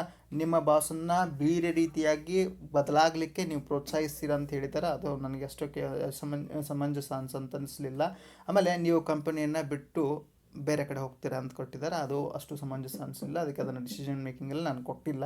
ಇನ್ನೊಂದು ಏನಿದೆ ಅಂದರೆ ಕ್ವಶನ್ 65 ಏನಿದೆಯಪ್ಪ ಅಂದರೆ, ಅಮೇರಿಕಾದಲ್ಲಿ ಹೆಚ್ಚು ಜನ ತಮ್ಮನ್ನು ತಾವು ಸೇಫ್ಟಿ ಮಾಡಲಿಕ್ಕೆ, ಅಂದರೆ ತಮ್ಮನ್ನು ತಾವು ರಕ್ಷಿಸ್ಕೊಳ್ಳಿಕ್ಕೆ ಅಧಿಕ ಹರಿತವಾದ ವಸ್ತುಗಳನ್ನು ಬಳಸ್ತಾರೆ. ಅದರಲ್ಲಿ ಮುಖ್ಯವಾಗಿ ಸೂಜಿಗಳು, ಸಿರಿಂಜ್ಗಳು ಇರ್ತವೆ. ಹೌದಾ? ಈ ಸೂಜಿ ಮತ್ತು ಸಿರಿಂಜ್ಗಳನ್ನು ವಿಲೇವಾರಿ ಮಾಡೋದು ದೊಡ್ಡ ಸಮಸ್ಯೆ. ಇತ್ತೀಚಿನ ದಿನಗಳಲ್ಲಿ ನಮ್ಮ ಭಾರತದಲ್ಲಿ ಏನು ಮಾಡ್ತಾ ಇದ್ದಾರೆ ಅಂದರೆ, ಸೂಜಿ ಇಂಜೆಕ್ಷನ್ ಮಾಡಿದ ತಕ್ಷಣ ಅದನ್ನು ಮುರಿದು, ಹೌದಾ, ಒಂದು ಬಾಟಲ್ ಇರ್ತದೆ, ಆ ಬಾಟಲ್ಗಳು ಮುರಿದು ಅದರ ತುದಿಯನ್ನು ಸಂಗ್ರಹಿಸಿ ಮತ್ತು ಮರುಚಕ್ರೀಕರಣಕ್ಕೆ ಒಳಪಡಿಸುವಂಥ ಕೆಲಸ ಮಾಡ್ತಾ ಇದ್ದಾರೆ. ಆದರೆ ಅಮೇರಿಕಾದಂಥ ದೇಶದಲ್ಲಿ ಅವೇ ದೊಡ್ಡ ಸಮಸ್ಯೆಯಾಗಿ ಈ ಮುನ್ಸಿಪಾಲ್ಟಿ ವರ್ಕರ್ ಏನಿರ್ತಾರಲ್ಲ, ಆ ಮುನ್ಸಿಪಾಲ್ಟಿ ವರ್ಕರ್ಗೆ ಏನಾಗ್ತಾ ಇದ್ದಾವೆ ಅಂದರೆ ಗಾಯಗಳನ್ನು ಉಂಟು ಮಾಡ್ತಾ ಇದ್ದಾವೆ. ಅದಕ್ಕೆ ಆ ಸುರಕ್ಷಾ ಧಾರಕದಲ್ಲಿಡದಂಥ ಹರಿಕ್ತ ವಸ್ತುಗಳು ಸಂಪರ್ಕಕ್ಕೆ ಬಂದಾಗ ಏನಾಗ್ತಾವೆ ಅಂದರೆ ಮುನ್ಸಿಪಾಲ್ಟಿಯವರಿಗೆ ಗಾಯ ಆಗ್ತಾವೆ ಅನ್ನೋದನ್ನು ತಿಳಿಸ್ಕೊಡ್ಲಿಕ್ಕೆ ಅದೊಂದು ಕ್ವಶನ್ ಕೊಟ್ಟಿದ್ದರು. ಅದಕ್ಕೆ ಅದನ್ನು ನಾನು ಸ್ಕಿಪ್ ಮಾಡಿದ್ದೀನಿ. ಕ್ವಶನ್ ನಂಬರ್ 66 ನೋಡೋಣ. ಎಂಜಿಯೋಪ್ಲಾಸ್ಟಿಯು ಒಂದು ಚಿಕಿತ್ಸಾ ವಿಧಾನವಾಗಿದ್ದು, ಇದು ಕರೋನರಿ ಅಪಧಮನಿಯ ಒಳಭಾಗಕ್ಕೆ ಒತ್ತಾಸೆ ನೀಡುವ, ಸಾರುವೆ ಕಟ್ಟಾಗಿ ವರ್ತಿಸುವ ಸಣ್ಣ ನಳಿಕೆಯನ್ನು ಒಳ ಸೇರಿಸುವುದನ್ನು ಒಳಗೊಳ್ಳುತ್ತದೆ. ಈ ನಳಿಕೆಯನ್ನು ಹೀಗೆ ಅಂತ ಕರೀತಾರೆ. ಆ ನಳಿಕೆಯನ್ನು ಏನು ಕರೀತಾರಪ್ಪ ಅಂದರೆ ಸ್ಟಂಟ್ ಅಂತ ಕರೀತಾರೆ. ಹಾಗಾದರೆ ಏನಪ್ಪ ಅಂದರೆ ಎಂಜಿಯೋಪ್ಲಾಸ್ಟಿ ಯಾಕೆ ಮಾಡ್ತಾರಪ್ಪ? ಹೌದಾ? ನಮ್ಮ ಮಹಾಪಧಮನಿಗಳ ಕವಲುಗಳು ಅಂತ ಏನು ಬರ್ತಾವಲ್ಲ, ಆ ಮಹಾಪಧಮನಿಯ ಕವಲುಗಳಲ್ಲಿ ಕೆಲವು ಸಲ ಕೊಲೆಸ್ಟ್ರಾಲ್ ಕೂತ್ಕೊಂಡ್ಬಿಡ್ತದೆ. ಕೊಲೆಸ್ಟ್ರಾಲ್ ಶೇಖರಣೆಯಿಂದ ರಕ್ತ ದೇಹದ ಯಾವ ಭಾಗಗಳಿಗೆ ಹೋಗಿ ಮುಟ್ಟಬೇಕಾಗಿರ್ತದಲ್ಲ ಆ ಭಾಗಗಳಿಗೆ ಹೋಗಿ ಮುಟ್ತಾ ಇರೋದಿಲ್ಲ. ಹೌದಾ? ಕೆಲವು ಸಲ ಅದು ತುಂಬ ಹೆಚ್ಚಾಗಿ ಬ್ಲಾಕ್ ಆಗಿಬಿಟ್ರೆ ಹೃದಯಾಘಾತ ಸಂಭವಿಸುವಂಥ ಸಾಧ್ಯತೆ ಇರ್ತದೆ. ಅದಕ್ಕೆ ಅದನ್ನು ಪರೀಕ್ಷಿಸಿ, ಹೌದಾ, ಎಲ್ಲಾದರೂ ರಕ್ತನಾಳಗಳಲ್ಲಿ ಕೊಲೆಸ್ಟ್ರಾಲ್ನ ಮಟ್ಟ ಹೆಚ್ಚಾಗಿ ಅದು ಏನೋ ರಕ್ತ ಸಂಚಾರಕ್ಕೆ ಏನಾದರೂ ತೊಂದರೆ ಉಂಟಾಗ್ತಾ ಇದೆಯಾ ಅಂತಹ ಭಾಗವನ್ನು ಕತ್ತರಿಸಿ ಒಂದು ಸಣ್ಣ ನಳಿಕೆಯನ್ನು ಒಳ ಸೇರಿಸೋದನ್ನು ಪ್ರಕ್ರಿಯೆ ನಡೆಸ್ತಾರೆ. ಅದು ಸ್ಟಂಟ್ ಇರ್ತದೆ, ಅಲ್ಲಿ ಮೆಟಾಲಿಕ್ ಸ್ಟಂಟ್ ಇರ್ತದೆ, ಅದನ್ನು ಎಂಜಿಯೋಪ್ಲಾಸ್ಟಿ ಅಂತ ಕರಿತೀವಿ. ಹೌದು, ಈಗ ಅತಿ ಹೆಚ್ಚು ಬಳಕೆಯಲ್ಲಿರುವಂಥ ತಂತ್ರ ಇದು. ಯಾಕಂದರೆ ಏನೋ ನಾವು ಇತ್ತೀಚಿನ ದಿನಗಳ ಆಧುನಿಕ ಜೀವನದಲ್ಲಿ ಹೆಚ್ಚು ಎಣ್ಣೆ ಪದಾರ್ಥಗಳನ್ನು ಸೇವಿಸ್ತಾ ಇದ್ದೀವಿ. ಎಣ್ಣೆ ಪದಾರ್ಥಗಳಿಂದ ಕೊಬ್ಬು ಹೆಚ್ಚಾಗ್ತದೆ. ಕೊಬ್ಬು ಹೆಚ್ಚಾಗೋದ್ರಿಂದ ಕೊಲೆಸ್ಟ್ರಾಲ್ ಸರ್ವೇ ಸಾಮಾನ್ಯವಾಗಿ ಹೆಚ್ಚಾಗ್ತದೆ. ಕೊಲೆಸ್ಟ್ರಾಲ್ ಹೆಚ್ಚಾಗೋದ್ರಿಂದ ಏನೋ 40 ವಯಸ್ಸಿನ ನಂತರ ಎಂಜಿಯೋಪ್ಲಾಸ್ಟಿ ಮಾಡಿಸ್ಕೊಳ್ಳೇಬೇಕಾಗ್ತದೆ. ಹಾಗಾದರೆ ಇಲ್ಲಿ 4 ಆಪ್ಷನ್ ಕೊಟ್ಟಿದ್ರು: ಸ್ಟಂಟ್, ಕ್ಯಾಥರೇಟರ, ಬಲೂನ, ಆಮೇಲೆ ಅಥೆರಾಕ್ಟೊಮಿ ತಂತ್ರ ಅಂತ. ಹೌದಾ, ನಾವು ಮೇಲಿನ ಎಂಜಿಯೋಪ್ಲಾಸ್ಟಿ ಚಿಕಿತ್ಸಾ ಆಲ್ಟರ್ನೇಟಿವ್ ಚಿಕಿತ್ಸಾ ವಿಧಾನ ಅಂತ ಯಾವುದನ್ನು ತಿಳ್ಕೊಳ್ಬೋದಪ್ಪ ಅಂದರೆ, ಎಂಜಿಯೋಪ್ಲಾಸ್ಟಿಗೆ ಆಲ್ಟರ್ನೇಟಿವ್ ಚಿಕಿತ್ಸಾ ವಿಧಾನ ಅಂತ ಯಾವುದನ್ನು ತಿಳ್ಕೊಳ್ಬೋದಪ್ಪ ಅಂದರೆ ಯಾವುದು? ಅಥೆರಾಕ್ಟೊಮಿ ತಂತ್ರ. ಯಾವ ತಂತ್ರ? ಅಥೆರಾಕ್ಟೊಮಿ ತಂತ್ರ. ಯಾಕೆ ಅಥೆರಾಕ್ಟೊಮಿ ತಂತ್ರವನ್ನು ಆಲ್ಟರ್ನೇಟಿವ್ ಆಗಿ ತಿಳ್ಕೊಳ್ಬೇಕಾಗ್ತದೆ ಅಂದರೆ, ಅಲ್ಲಿ ಏನು ಮಾಡ್ತಾರೆ ಅಂದರೆ, ಒಂದು ಸಣ್ಣ ನಳಿಕೆಯನ್ನು ನಮ್ಮ ರಕ್ತನಾಳಗಳಲ್ಲಿ ಹಾಯಿಸಿ ಎಲ್ಲಿ ಕೊಲೆಸ್ಟ್ರಾಲ್ ಉಂಟಾಗ್ತಾ ಇರ್ತದಲ್ಲ ಅದನ್ನು ಅವಕಾಶ ಮಾಡಿಕೊಡೋದು, ದಾರಿ ಮಾಡಿಕೊಡೋದು, ಅಥವಾ ಆ ಕೊಲೆಸ್ಟ್ರಾಲನ್ನೇ ಅಲ್ಲಿಂದ ತೆಗೆದು ಬಿಡೋದು. ಆಮೇಲೆ ಇದು ಏನಪ್ಪ ಅಂದರೆ ಒಂದು ಪರ್ಯಾಯ ತಂತ್ರ. ಯಾವುದು? ಎಂಜಿಯೋಪ್ಲಾಸ್ಟಿಗೆ. ಹಾಗಾದರೆ ಇದು ಉತ್ತರ ಆಗ್ಬೋದಿತ್ತು. ಏನೋ ನಿಯರೆಸ್ಟ್ ಆನ್ಸರ್ ಇದು. ಎಲ್ಲಿ? ಕರೋನರಿ ಅಪಧಮನಿಗಳ ಒಳಭಾಗಕ್ಕೆ ಒತ್ತಾಸೆ ನೀಡುವಂಥ ಸಾರ್ವಜನಿಕವಾಗಿ ವರ್ತಿಸುವಂಥ ವಸ್ತುವನ್ನು ತೆಗಿಲಿಕ್ಕೆ. ಆದರೆ ಎಲ್ಲಿ ಕೊಲೆಸ್ಟ್ರಾಲ್ ಒಂದ್ಸಲ ಬೆಳೆದಿರ್ತದೆ, ನಾವು ಕ್ಲೀನ್ ಮಾಡ್ತಿರಲ್ಲ, ಮತ್ತೆ ಅಲ್ಲಿ ಕೊಲೆಸ್ಟ್ರಾಲ್ ಬೆಳೆಯುವಂಥ ಸಾಧ್ಯತೆ ಇರ್ತದೆ. ಅದಕ್ಕೆ ಆದಷ್ಟು ಅದನ್ನು ಕಟ್ ಮಾಡಿ ಅಲ್ಲಿ ಸ್ಟಂಟ್ ಕೂಡಿಸ್ಬಿಟ್ರೆ ವ್ಯಕ್ತಿ ಬದುಕುವಂಥ ಸಾಧ್ಯತೆ ಹೆಚ್ಚಾಗ್ತದೆ. ಯಾವಾಗ ಏನೋ ಕೊಲೆಸ್ಟ್ರಾಲ್ ಹೆಚ್ಚಾಗಿದೆ, ಅದು ಯಾವಾಗ ಬ್ಲಾಕ್ ಮಾಡ್ತದೆ ಅನ್ನೋದು ನಾವು ಪ್ರತಿ ತಿಂಗಳು ಹೋಗಿ ECG ಮಾಡಲಿಕ್ಕಾಗಲ್ಲ. ಅದಕ್ಕೆ ಏನು ಅಥೆರಾಕ್ಟಮಿ ತಂತ್ರವನ್ನು ಬಳಸ್ತಾರೆ, ಇಲ್ಲ ಅಂತ ಹೇಳೋದಿಲ್ಲ. ಹೌದಾ, ಎಂಜಿಯೋಪ್ಲಾಸ್ಟಿಗೆ ಪರ್ಯಾಯವಾಗಿ. ಆದರೆ ಬೆಸ್ಟ್ ಯಾವುದಪ್ಪ ಅಂದರೆ ಸ್ಟಂಟನ್ನು ಬಳಸೋದು. ಹೌದಾ, ರಕ್ತನಾಳವನ್ನು ಕಟ್ ಮಾಡಿ ಸ್ಟಂಟನ್ನು ಬಳಸೋದು. ನೆಕ್ಸ್ಟ್ ಕ್ವಶನನ್ನು ನೋಡೋಣ. ಮತ್ತು ಕ್ವಶನ್ ನಂಬರ್ 67 ನಿಮಗೆ ಎಷ್ಟು ನೀವು ಹೊಂದುವಂಥ ಹುದ್ದೆಯ ಬಗ್ಗೆ ಜ್ಞಾನ ಇದೆ ಅನ್ನೋ ತಿಳ್ಕೊಳ್ಳಿಕ್ಕೆ ಮತ್ತೊಂದು ಕ್ವಶನ್ ಕೊಟ್ಟಿದ್ದಾರೆ. ಎಲೆಕ್ಟ್ರಾನಿಕ್ ಅಂಚೆ, ಅದನ್ನು ಇಮೇಲ್ ಅಂತ ಕರಿತೀವಿ. ಇಮೇಲ್ ಬಳಕೆಯು ಒಂದು ದಶಕದಿಂದ ವಿಸ್ತರಿಸಿ ಹರಡುತ್ತಿದೆ. ಈ ಅಂಚೆಯು ಕಲ್ಪನೆ, ಭಾವನೆಗಳ ಹರಿವನ್ನು ಸರಳೀಕರಣಗೊಳಿಸುತ್ತದೆ, ದೂರದ ಕಚೇರಿಯವರನ್ನು ಜೋಡಿಸುತ್ತದೆ, ಸಭೆಗಳ ಅಗತ್ಯತೆಯನ್ನು ತೆಗೆದುಹಾಕುತ್ತದೆ, ಉತ್ಪಾದಕತೆಯನ್ನು ಆಗಿಂದಾಗೆ ವೃದ್ಧಿಸುತ್ತದೆ. ಅಸ್ಪಷ್ಟ ಮತ್ತು ಸೂಕ್ತವಲ್ಲದ ಸಂವಹನಗಳಿಂದ ತಪ್ಪಿಸಿಕೊಳ್ಳಲು ಈ ಅಂಚೆಯನ್ನು ಹೇಗಿದ್ದರೂ ಎಚ್ಚರಿಕೆಯಿಂದ ನಿರ್ವಹಿಸಬೇಕಾಗುತ್ತದೆ. ಇಮೇಲ್ ಸಂದೇಶಗಳು ಸಂಕ್ಷಿಪ್ತವಾಗಿರಬೇಕು ಮತ್ತು ಒಂದು ವಿಷಯಕ್ಕೆ ಮಿತಿಗೊಳಿಸಲ್ಪಟ್ಟಿರಬೇಕು. ಸಂಕೀರ್ಣ ವಿಷಯಗಳ ಬಗ್ಗೆ ತಿಳಿಸಬೇಕಾದಾಗ ಫೋನ್ ಕರೆಗಳೇ ಉತ್ತಮ. ಈ ಕರಂಡಿಕೆಯ ಮುಖ್ಯ ಅಂಶ. ನಾನು ಎಲ್ಲ ಆಪ್ಷನ್ಗಳನ್ನು ಓದಿದೆ, ಕೇವಲ ಡೈರೆಕ್ಟಾಗಿ ಆನ್ಸರನ್ನು ಹೇಳುವಂಥ ಕೆಲಸ ಮಾಡ್ತೀನಿ. ಏನಪ್ಪ ಅಂದರೆ, ಇದನ್ನು ಬುದ್ಧಿವಂತಿಕೆಯಿಂದ ಹೌದಾ ನಿರ್ವಹಿಸಿದ್ದಲ್ಲಿ ಮಾತ್ರ ಕೆಲವು ನಿರ್ದಿಷ್ಟ ಬಗೆಯ ಸಂದೇಶಗಳಲ್ಲಿ ಇದೇನಾಗ್ತದೆ ಅಂದರೆ ಪರಿಣಾಮಕಾರಿ ಆಗ್ತದೆ. ಹೌದಾ, ಇದನ್ನು ಬುದ್ಧಿವಂತಿಕೆಯಿಂದ ನಿರ್ವಹಿಸಿದ್ದಲ್ಲಿ ಮಾತ್ರ ಕೆಲವು ನಿರ್ದಿಷ್ಟ ಬಗೆಯ ಸಂದೇಶಗಳಲ್ಲಿ ಏನಾಗ್ತದೆ ಪರಿಣಾಮಕಾರಿ ಆಗ್ತದೆ. ನೆಕ್ಸ್ಟ್ ಕ್ವಶನನ್ನು ನೋಡೋಣ. Question number 68. ಕರ್ನಾಟಕದ ಗೌರವಾನ್ವಿತ ಮುಖ್ಯಮಂತ್ರಿಗಳಿಂದ 7ನೇ ಮಾರ್ಚ್ 2017 ರಂದು ವಿಸ್ತಾರವಾದ ಜಾಲಾಧಾರಿತ ತಡೆಹಲಗೆ ಡ್ಯಾಶ್ಬೋರ್ಡ್ ಯನ್ನು ಕರ್ನಾಟಕ ರಾಜ್ಯ ಸರ್ಕಾರದ ಸಾಧನೆಯನ್ನು ಪ್ರದರ್ಶಿಸಲಿಕ್ಕಾಗಿ ಪ್ರಾರಂಭಿಸಲ್ಪಟ್ಟಿತ್ತು. ಆಳ್ವಿಕೆಯಲ್ಲಿನ ದಕ್ಷತೆಯನ್ನು ಸುಧಾರಿಸುವ ಮತ್ತು ಸರ್ಕಾರದ ಪ್ರಗತಿಯ ಜಾಡನ್ನು ನಾಗರಿಕರು ತಿಳಿಯುವಂತೆ ಮಾಡುವ ಗುರಿಯನ್ನು ಹೊಂದಿದ್ದು ಈ ಜಾಲಾಧಾರಿತ ತಡೆಹಡಿಗೆಯನ್ನು ಹೆಸರೇನು ಅಂತ ಕೇಳ್ತಾರೆ. ಈ ಜಾಲಾಧಾರಿತ ತಡೆಹಡಿಗೆ ಹೆಸರೇನಪ್ಪ ಅಂದರೆ ಪ್ರತಿಬಿಂಬ. ನಾವು ಸರ್ಕಾರದವರು ನಾವು ಎಷ್ಟು ಪಾರದರ್ಶಕವಾಗಿದ್ದೀವಿ ಮತ್ತು ಎಷ್ಟು ಕಾರ್ಯಕ್ರಮಗಳನ್ನು ನಡೆಸ್ತಾ ಇದ್ದೀವಿ ಅನ್ನೋದನ್ನು ಇಂಟರ್ನೆಟ್ ಮೂಲಕ ಜನರಿಗೆ ತಲುಪಿಸುವಂಥ ಒಂದು ಜಾಲನೆ ಪ್ರತಿಬಿಂಬ. ಹೌದಾ, ಕರ್ನಾಟಕ ಸರ್ಕಾರದ ಪ್ರಗತಿಯನ್ನು ಪರೀಕ್ಷಿಸಲಿಕ್ಕೆ ನಮಗೆ ಸಹಾಯ ಮಾಡುವಂಥ ಒಂದು ಅಂತರ್ಜಾಲ ಸಂಪರ್ಕಿತ ವ್ಯವಸ್ಥೆ. ಅದನ್ನು ನಾವೇನು ಕರಿತೀವಿ ಅಂದರೆ ಪ್ರತಿಬಿಂಬ ಅಂತ ಕರಿತೀವಿ. ಏನು ಕರಿತೀವಿ? ಪ್ರತಿಬಿಂಬ. ಇನ್ನು ನೆಕ್ಸ್ಟ್ ಕ್ವಶನನ್ನು ನೋಡೋಣ. ಕ್ವಶನ್ ನಂಬರ್ 69 ಪ್ರಸ್ತುತ ಅಂತ ಅನಿಸ್ತದೆ. ಯಾಕಂದರೆ ಈಗ ಕೊರೋನಾ ಟೈಮ್ನಲ್ಲಿ ಇದು 2017ರಲ್ಲಿ ನಡೆದ ಕ್ವಶನ್ ಪೇಪರು. ಆವಾಗಲೇ ಇದ್ರ ಬಗ್ಗೆ ಥಿಂಕ್ ಮಾಡಿದ್ರೆ ಅಂದರೆ ನಾವು ಇದನ್ನು ವ್ಯವಸ್ಥೆ ಮಾಡ್ಕೊಳ್ಬಹುದಿತ್ತೇನೋ. ಏನು ವ್ಯವಸ್ಥೆ ನೋಡ್ರಿ, ಎಲ್ಲರಿಗೂ ತಿಳಿದಿರುವಂತೆ ವಿಶ್ವಕ್ಕೆ ತುರ್ತವಾಗಿ ಅಗತ್ಯವಿರುವುದು ಆಹಾರ ಸಮರ್ಪಕ ಹಂಚಿಕೆ. ಇದರಿಂದ ಪ್ರತಿಯೊಬ್ಬರೂ ಸಾಕಷ್ಟು ಪಡೆಯಬಹುದು. ಅದರಷ್ಟೇ ತುರ್ತು ಎಂದರೆ ಔಷಧದ ಸಮರ್ಪಕ ಹಂಚಿಕೆ. ನೋಡ್ರಿ, ರೆಮಿಡಿಸಿವಿರಾನ್ ಹೌದಾ, ಯಾವುದು ಕರೋನಾ ಚಿಕಿತ್ಸೆಗೆ ಔಷಧಿ ಸಿಗ್ತಾ ಇಲ್ಲ, ಸಮಸ್ಯೆ ಉಂಟಾಗಿದೆ. ಆಕ್ಸಿಜನ್ ಸಿಗ್ತಾ ಇಲ್ಲ, ಸಮಸ್ಯೆ ಉಂಟಾಗಿದೆ. ನಾವು ಒಂದಿಷ್ಟು ನಮ್ಮ ದೇಶ ಇಂತಿಷ್ಟು ಜನಸಂಖ್ಯೆಯನ್ನು ಹೊಂದಿದೆ ಅಂದರೆ ನಾವೇನಾದರೂ ತುರ್ತು ಪರಿಸ್ಥಿತಿನ ಎದುರಿಸ್ತಾ ಇದ್ದೀವಿ. ಹೌದಾ, ಆ ತುರ್ತು ಪರಿಸ್ಥಿತಿಗೆ ಬೇಕಾದಂಥ ಮುನ್ನೆಚ್ಚರಿಕಾ ಕ್ರಮಗಳನ್ನು ನಾವು ಮೊದಲೇ ವಹಿಸ್ಬೇಕಾಗುತ್ತೆ. ಮೊದಲ ಕರೋನಾ ಅಲೆ ಬಂದಾಗಲೇ ಹೌದಾ, ನಾವು ಇದನ್ನು ಮಾಡ್ಕೊಂಡು ಇಟ್ಕೊಂಡಿದ್ರೆ ಏನೋ ಆಕ್ಸಿಜನ್ ಕೊರತೆ ಉಂಟಾಗಬಾರ್ದು. ಯಾಕಂದರೆ ಕರೋನಾ ರೋಗಿಗಳಿಗೆ ಆಕ್ಸಿಜನ್ ಅವಶ್ಯಕತೆ ಬೀಳ್ತದೆ. ಅದಕ್ಕೆ ಅದರ ಘಟಕಗಳನ್ನು ಹೆಚ್ಚು ಸ್ಥಾಪಿಸಿಬಿಟ್ಟಿದ್ರೆ ಮುಗಿದಿದ್ದ ಕೆಲಸ. ಆಮೇಲೆ ರೆಮಿಡಿಸಿವಿರಾನ್ ಹೆಚ್ಚು ಬೇಕಾಗ್ತದೆ, ಅದರ ಉತ್ಪಾದನೆಯನ್ನು ಪ್ರೋತ್ಸಾಹಿಸಬೇಕಾಗಿತ್ತು ಸರ್ಕಾರ. ಇಂಥವೆಲ್ಲ ಮುಂಜಾಗ್ರತಾ ಕ್ರಮಗಳನ್ನು ತೆಗೆದುಕೊಂಡಿದ್ರೆ ನಾವು ಈ ಎರಡನೇ ಅಲೆಯಿಂದ ಎಷ್ಟು ಬಾಧಿಸಲ್ಪಟ್ವಲ್ಲ, ಎಷ್ಟು ಬಾಧಿಸಲ್ಪಡ್ತಿರ್ಲಿಲ್ಲ ಅಂತ ಅನಿಸ್ತದೆ. ಯಾಕಂದರೆ ಅಮೇರಿಕಾ ಅತಿ ಹೆಚ್ಚು ಕೊರೋನಾದಿಂದ ಬಳಲ್ತು, ಆದರೆ ಸೆಕೆಂಡ್ ವೇವ್ದಿಂದ ಒಂದು ಸ್ವಲ್ಪ ಯಾವುದೇ ಸಮಸ್ಯೆಯನ್ನೇ ಎದುರಿಸಲಿಲ್ಲ. ಅದು ಯಾಕೆ ಎದುರಿಸಲಿಲ್ಲ ಅಂದರೆ ತನ್ನ ಪ್ರಜೆಗಳಿಗೆ ಏನೇನು ಬೇಕಲ್ಲ, 30 ಕೋಟಿ ಜನಸಂಖ್ಯೆ ಎಲ್ಲರಿಗೂ ಆವಾಗಲೇ ವ್ಯಾಕ್ಸಿನೇಷನ್ ಮಾಡಿಬಿಟ್ರು. ಏನೇನು ಮುನ್ನೆಚ್ಚರಿಕಾ ಕ್ರಮಗಳನ್ನು ತೆಗೆದುಕೊಳ್ಬೇಕಾಗಿತ್ತಲ್ಲ, ಅಮೇರಿಕಾ, ಜಪಾನ್, ಫ್ರಾನ್ಸ್, ರಷ್ಯಾ ಇಂಥ ದೇಶಗಳು ತೆಗೆದುಕೊಂಡು ಎರಡನೇ ಅಲೆ ಅಷ್ಟೊಂದು ಆ ದೇಶಗಳಲ್ಲಿ ಬಾಧಿಸಲಿಲ್ಲ. ಆದರೆ ಭಾರತ ಪ್ರಗತಿ ಹೊಂದುತ್ತಿರುವಂಥ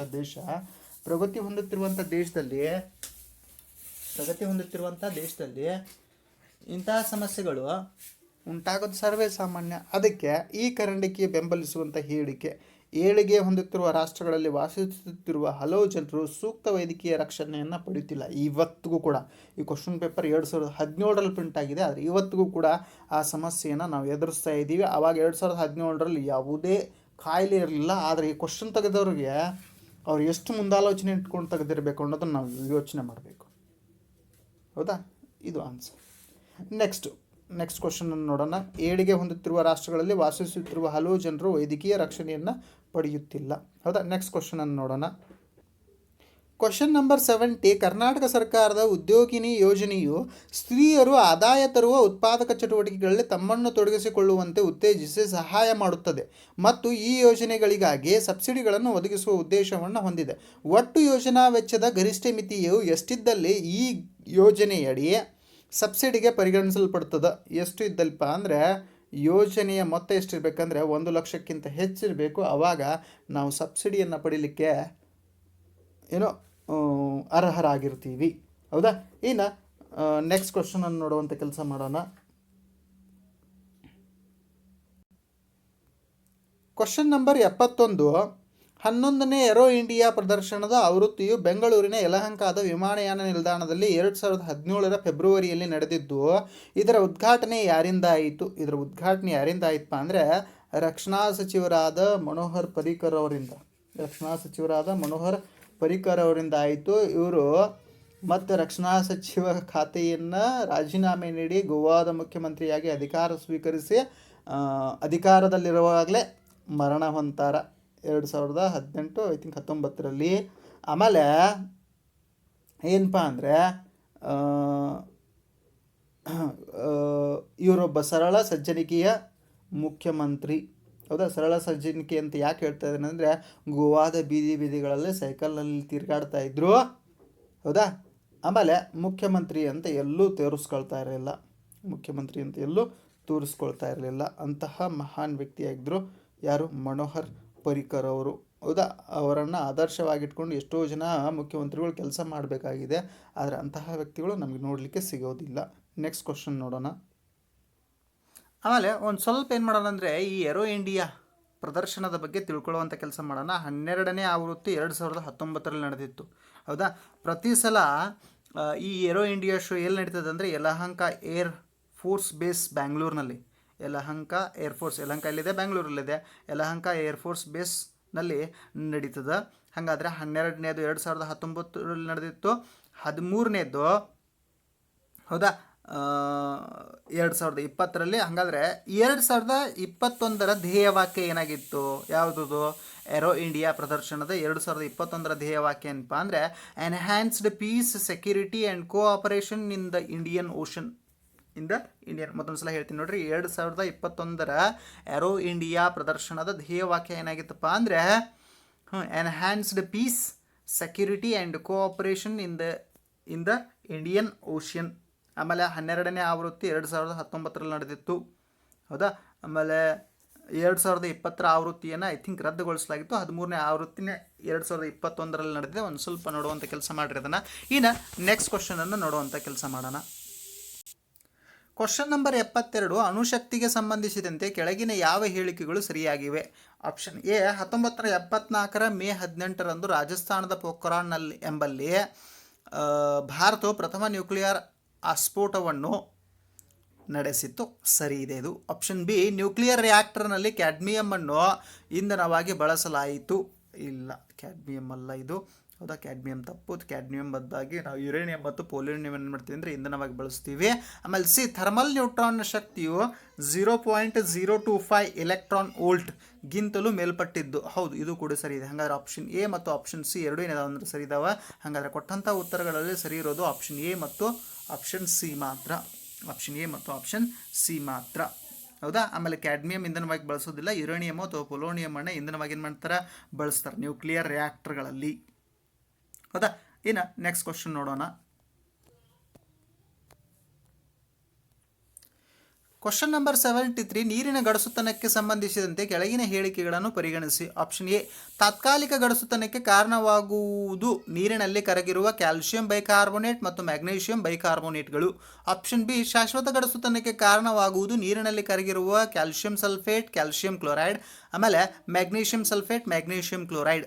ಆಮೇಲೆ ಆಪ್ಷನ್ ಸಿ ಏನಿದೆ ಅಂದರೆ ಶಾಶ್ವತ ಗಡಸುತನವನ್ನು ಹೋಗಲಾಡಿಸುವ ವಿಧಾನಗಳಲ್ಲೊಂದು ನೀರನ್ನು ಕುದಿಸುವುದು. ಹಾಗಾದರೆ ಮೇಲಿನ ಹೇಳಿಕೆಗಳಲ್ಲಿ ಯಾವುದು ಸರಿ ಅಂತ ಕೇಳ್ತಾರಾ? ಹೌದಾ, ಆಪ್ಷನ್ ಎ ಸರಿಯಾಗಿದೆ. ಆಪ್ಷನ್ ಎ ಏನಪ್ಪ ಅಂದರೆ ಸರಿ ಇದೆ. ಯಾಕಂತ ಅಂದರೆ ತಾತ್ಕಾಲಿಕ ಗಡಸುತನಕ್ಕೆ ಕಾರಣವಾಗುವಂಥ ಲವಣಗಳು ಯಾವಪ್ಪ ಅಂದರೆ ಕ್ಯಾಲ್ಸಿಯಂ ಬೈಕಾರ್ಬೋನೇಟು ಮತ್ತು ಮ್ಯಾಗ್ನೀಷಿಯಂ ಬೈಕಾರ್ಬೋನೇಟ್, CaHCO3 ಟ್ವೈಸ್. ಹೌದಾ, CaHCO3 ಟ್ವೈಸು. ಆಮೇಲೆ MgHCO3 ಟ್ವೈಸ್. ಇವೇನಪ್ಪ ಅಂದರೆ ಕ್ಯಾಲ್ಸಿಯಂ ಬೈಕಾರ್ಬೋನೇಟು ಮತ್ತು ಮ್ಯಾಗ್ನೀಷಿಯಂ ಬೈಕಾರ್ಬೋನೇಟ್ಗಳ ಅಣುಸೂತ್ರ. ಇವು ತಾತ್ಕಾಲಿಕ ಗಡಸುತನಕ್ಕೆ ಕಾರಣ ಆಗ್ತವೆ. ಹಾಗಾದರೆ ಏನಪ್ಪ ಅಂದರೆ ಇದು ಸರಿ. ಆಪ್ಷನ್ ಏನಪ್ಪ ಅಂದರೆ ಸರಿ.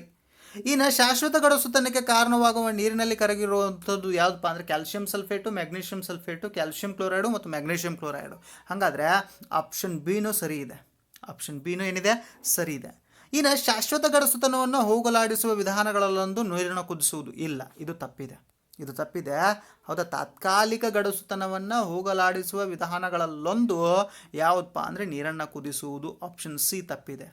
ತಾತ್ಕಾಲಿಕ ಗಡಸುತನವನ್ನು ಹೋಗಲಾಡಿಸಲು ನಾವೇನು ಮಾಡ್ತೀವಿ ಅಂದರೆ ನೀರನ್ನು ಕುದಿಸ್ತೀವಿ. ಹಾಗಾದರೆ ಶಾಶ್ವತ ಗಡಸುತನವನ್ನು ಹೋಗಲಾಡಿಸಲಿಕ್ಕೆ ನಾವು ಯಾವ ವಿಧಾನಗಳನ್ನು ಅನುಸರಿಸ್ತೀವಿ? ಒಂದು, ನೀರಿಗೆ ಸೋಡಿಯಂ ಕಾರ್ಬೋನೇಟನ್ನು ಹಾಕೋದ್ರ ಮೂಲಕ. ಹೌದಾ, ಸೋಡಿಯಂ ಕಾರ್ಬೋನೇಟ್ನ ಹೆಂಗೆ ಗಡಸು ನೀರಿಗೆ ಬೆರೆಸ್ತಾ ಹೋಗ್ತೀವಿ, ಹಂಗೆ ಚರಟವನ್ನು ಕೊಡ್ತದೋ ಆ ಚರಟವನ್ನು ತೆಗೆದುಹಾಕೋದು, ಮತ್ತು ಸೋಡಿಯಂ ಕಾರ್ಬೋನೇಟನ್ನು ಹಾಕೋದು, ಚರಟವನ್ನು ತೆಗೆದುಹಾಕೋದು. ಈ ವಿಧಾನದ ಮೂಲಕ ಗಡಸು ನೀರನ್ನು ಮೆದು ನೀರಾಗಿ ಪರಿವರ್ತಿಸ್ತೀವಿ. ಇದು ಒಂದು ವಿಧಾನ. ಎರಡನೇ ವಿಧಾನ ಏನಪ್ಪ ಅಂದರೆ ಜಿಯೋಲೈಟ್ ಅಂತ ಬರ್ತದೆ. ಜಿಯೋಲೈಟು ಸೋಡಿಯಂ ಅಲ್ಯೂಮಿನಿಯಂ ಸಿಲಿಕೇಟ್ ಅಂತ ಕರಿತೀವಿ. ಈ ಜಿಯೋಲೈಟು ಅಯಾನು ವಿನಿಮಯ ವಿಧಾನದಲ್ಲಿ, ಯಾವ ವಿಧಾನದಲ್ಲಿ? ಅಯಾನು, 7ನೇ ತರಗತಿಯಲ್ಲಿ ನೀವು ಅಭ್ಯಾಸ ಮಾಡಿದರೆ ಅಯಾನು ವಿನಿಮಯ ವಿಧಾನದಲ್ಲಿ ಇದನ್ನು ಬಳಸಿ, ಹೌದಾ, ಏನು ಮಾಡ್ತೀವಿ ಅಂದರೆ ಶಾಶ್ವತ ಗಡಸು ನೀರನ್ನು ಮೆದು ನೀರಾಗಿ ಪರಿವರ್ತಿಸ್ತೀವಿ. ಹಾಗಾದರೆ ಆಪ್ಷನ್ ಎ ಮತ್ತು ಆಪ್ಷನ್ ಬಿ ಮಾತ್ರ ಸರಿಯಾಗಿರೋದ್ರಿಂದ ಎರಡು ಸರಿ. ಇನ್ನು ನೆಕ್ಸ್ಟ್ ಕ್ವಶನನ್ನು ನೋಡೋಣ. ಕ್ವಶನ್ ನಂಬರ್ 74, ನಿರ್ಧಾರ ತೆಗೆದುಕೊಳ್ಳುವಿಕೆಗೆ ಸಂಬಂಧಪಟ್ಟಿದೆ. ನೀವು ಹೆಂಗೆ ಪ್ರಶ್ನೆಯನ್ನು ಅರ್ಥ ಮಾಡ್ಕೊಳ್ತೀರಿ, ಹೆಂಗೆ ತಿಳ್ಕೊಳ್ತೀರಿ ಅನ್ನೋದಾದಮೇಲೆ ಕೆಳಗಿನ ಪ್ರಶ್ನೆಗಳಲ್ಲಿ 2 ಹೇಳಿಕೆಗಳನ್ನು ನೀಡಿದ್ದು ಇವುಗಳನ್ನು ಹೊಂದಿಕೊಂಡಂತೆ 4 ತೀರ್ಮಾನಗಳಿವೆ. ಅವು ತಿಳಿದಿರುವ ಸಂಗತಿಗಳೊಂದಿಗೆ ಅನುರೂಪವಾಗಿರದಿದ್ದರೂ ಹೇಳಿಕೆಗಳನ್ನು ನೀವು ಸತ್ಯ ಎಂತಲೇ ಪರಿಗಣಿಸಬೇಕಾಗ್ತದೆ. ಹೌದಾ, ಅವು ಏನೇ ಕೊಟ್ಟಿರಲಿ ಅವು ಹೇಳಿಕೆಗಳು ಸತ್ಯದವನ್ನು ಪರಿಗಣಿಸಬೇಕಾಗ್ತದೆ. ನೀಡಿರುವ ಹೇಳಿಕೆಗಳಿಗೆ ತಾರ್ಕಿಕವಾಗಿ ಅವುಗಳನ್ನು ಅನುಸರಿಸುವ ತೀರ್ಮಾನಗಳು ಯಾವುವು? ಆಪ್ಷನ್ ಎ ಇದೆ ಅಂದರೆ ಕೆಲವು ಮನುಷ್ಯರು ಮೇಕೆಗಳು. ಕೆಲವು ಮನುಷ್ಯರು ಏನಾಗಿರ್ತಾರಪ್ಪ ಅಂದರೆ ಪ್ರಾಣಿಗಳಾದ ಮೇಕೆಗಳಾಗಿರ್ತಾರೆ. ಎಲ್ಲ ಮೇಕೆಗಳು ಗುಳ್ಳೆನರಿಗಳು. ಗುಳ್ಳೆನರಿಗಳು. ಹಾಗಾದರೆ 4 ತೀರ್ಮಾನಗಳನ್ನು ಕೊಟ್ಟಿದ್ದಾರೆ. ಕೊಟ್ಟಂಥ ತೀರ್ಮಾನಗಳಲ್ಲಿ ಮೇಲಿನ ಎ 1 ಮತ್ತು 2 ಯಾವ ಒಳಗೊಳ್ತವೆ, ಯಾವ ಒಳಗೊಳ್ಳೋದಿಲ್ಲ ಅನ್ನೋದನ್ನು ಪತ್ತೆ ಹಚ್ಚಬೇಕಾಗ್ತದೆ. ಹಾಗಾದರೆ ಕೆಲವು ಮನುಷ್ಯರು ಗುಳ್ಳೆನರಿಗಳು. ಯಾಕೆ? ಕೆಲವು ಮನುಷ್ಯರು ಮೇಕೆಗಳಿದ್ದಾವೆ, ಕೆಲವು ಮನುಷ್ಯರು ಏನಿದಾವೆ ಮೇಕೆಗಳು. ಹಾಗಾದರೆ ಎಲ್ಲ ಮೇಕೆಗಳೇನಿದಾವೆ ಗುಳ್ಳೆನರಿಗಳಿದ್ದಾವೆ. ಹಾಗಾದರೆ ಕೆಲವು ಮನುಷ್ಯರು ಏನಾಗಿರ್ಬೋದು, ಗುಳ್ಳೆನರಿಗಳಾಗಿರ್ಬೋದು. ಇದು ಸರಿ ಇದೆ. ನೆಕ್ಸ್ಟ್, ಕೆಲವು ಗುಳ್ಳೆನರಿಗಳು ಮನುಷ್ಯರು. ಯಾಕಂದರೆ ಎಲ್ಲ ಮೇಕೆಗಳು ಗುಳ್ಳೆನರಿಗಳಂತ ಹೇಳಿದ್ದೀವಿ. ಹಾಗಾದರೆ ಕೆಲವು ಮನುಷ್ಯರು ಏನಿದ್ದಾರೆ, ಮೇಕೆಗಳಿದ್ದಾರೆ. ಹಾಗಾದರೆ ಮೇಕೆಗಳಿದ್ದಾರೆ ಅಂದರೆ ಗುಳ್ಳೆನರಿಗಳು ಇದ್ದಾರೆ ಅಂತ ಅರ್ಥ. ಹಾಗಾದರೆ ಹಾಂ, ಆಪ್ಷನ್ ಬಿನೂ ಸರಿ ಇದೆ. ಆಪ್ಷನ್ ಬಿನೂ ಏನಿದೆ, ಸರಿ ಇದೆ. ಆಪ್ಷನ್ ಸಿ, ಎಲ್ಲ ಗುಳ್ಳೆ ನರಿಗಳು ಮೇಕೆಗಳು. ಎಲ್ಲ ಮೇಕೆಗಳು ಗುಳ್ಳೆ ನರಿಗಾಗಿದ್ದಾವ, ಆದರೆ ಎಲ್ಲ ಗುಳ್ಳೆ ನರಿಗಳು ಮೇಕೆಗಳಾಗಿರಬಹುದು, ಆಗಿರದೇ ಇರಬಹುದು. ಅದಕ್ಕೆ 3 ಸರಿ ಇಲ್ಲ, 3 ಏನಿಲ್ಲ, ಸರಿ ಇಲ್ಲ. ಇನ್ನು ಕೆಲವು ಮೇಕೆಗಳು ಮನುಷ್ಯರು, ಕೆಲವು ಮನುಷ್ಯರು ಮೇಕೆಗಳಂತ ಹೇಳಿದ್ದಾರೆ ಅಂದರೆ, ಕೆಲವು ಮೇಕೆಗಳು ಮನುಷ್ಯರು, ಕೆಲವು ಮನುಷ್ಯರು ಮೇಕೆಗಳಂತ ಹೇಳಿದ್ದಾರೆ ಅಂದರೆ, ಕೆಲವು ಮೇಕೆಗಳು ಮನುಷ್ಯರು. ಇದು ಕೂಡ ಏನಿದೆ ಅಂದರೆ ಸರಿ ಇದೆ. ಹಾಗಾದರೆ ಆಪ್ಷನ್ ಎ, ಬಿ ಮತ್ತು ಡಿ ಇವು 3 ಏನಿದಾವೆ ಅಂದರೆ ಸರಿ ಇದ್ದಾವೆ. ಹಾಗಾದರೆ ನಮ್ಗೆ ಕೊಟ್ಟಂಥ ಆಪ್ಷನ್ಗಳಲ್ಲಿ ಆಪ್ಷನ್ 3 ಏನಪ್ಪ ಅಂದರೆ ಸರಿ. ಆಪ್ಷನ್ 3 ಏನಪ್ಪ, ಸರಿ. ಹೌದಾ? ಇದು ತೀರ್ಮಾನ ತೆಗೆದುಕೊಳ್ಳಲಿಕ್ಕೆ, ಡಿಸಿಷನ್ ಮೇಕಿಂಗ್ ಅಂತ ಕರಿತೀವಿ, ಅದಕ್ಕೆ ಸಹಾಯ ಮಾಡ್ತದೆ. ನೆಕ್ಸ್ಟ್,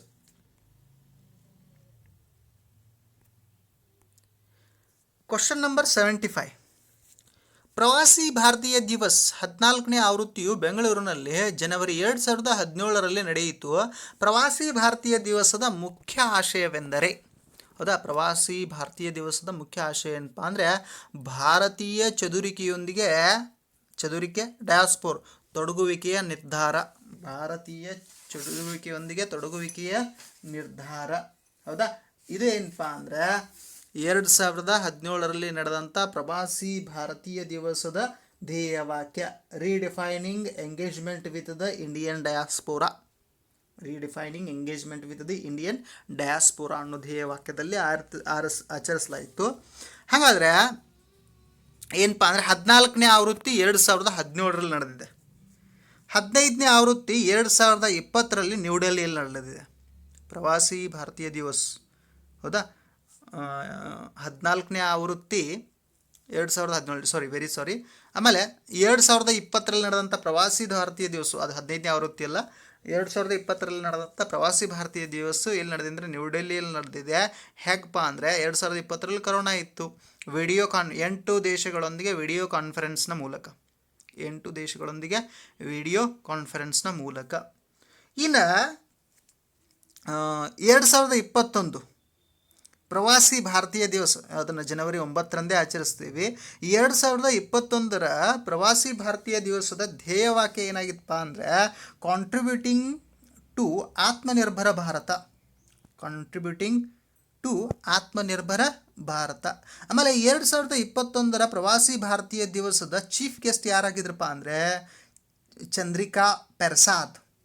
ಒಂದು ಸ್ವಲ್ಪ ನೇಪಾಳಿ ಹೆಸರಿದೆ, ಚಂದ್ರಿಕಾ ಪೆರ್ಸಾದ್ ಸಂತೋಖಿ. ಹಾಗಾದರೆ ಚಂದ್ರಿಕಾ ಪೆರ್ಸಾದ್ ಸಂತೋಖಿ ಇವ್ರು ಯಾರು? President of the republic of Suriname. President of the republic of Suriname, Suriname ದೇಶದ ಅಧ್ಯಕ್ಷರು. ಸುರಿನಾಮ್ ದೇಶದ ಅಧ್ಯಕ್ಷರು. ಇಷ್ಟು ಏನಪ್ಪ ಅಂದರೆ 75ನೇ ಕ್ವಶನ್ನು. ಇನ್ನು ನಾವೇನು ಮಾಡೋಣ ಅಂದರೆ ನೆಕ್ಸ್ಟ್ ಕ್ವಶನನ್ನು ಅಭ್ಯಾಸ ಮಾಡೋಣ.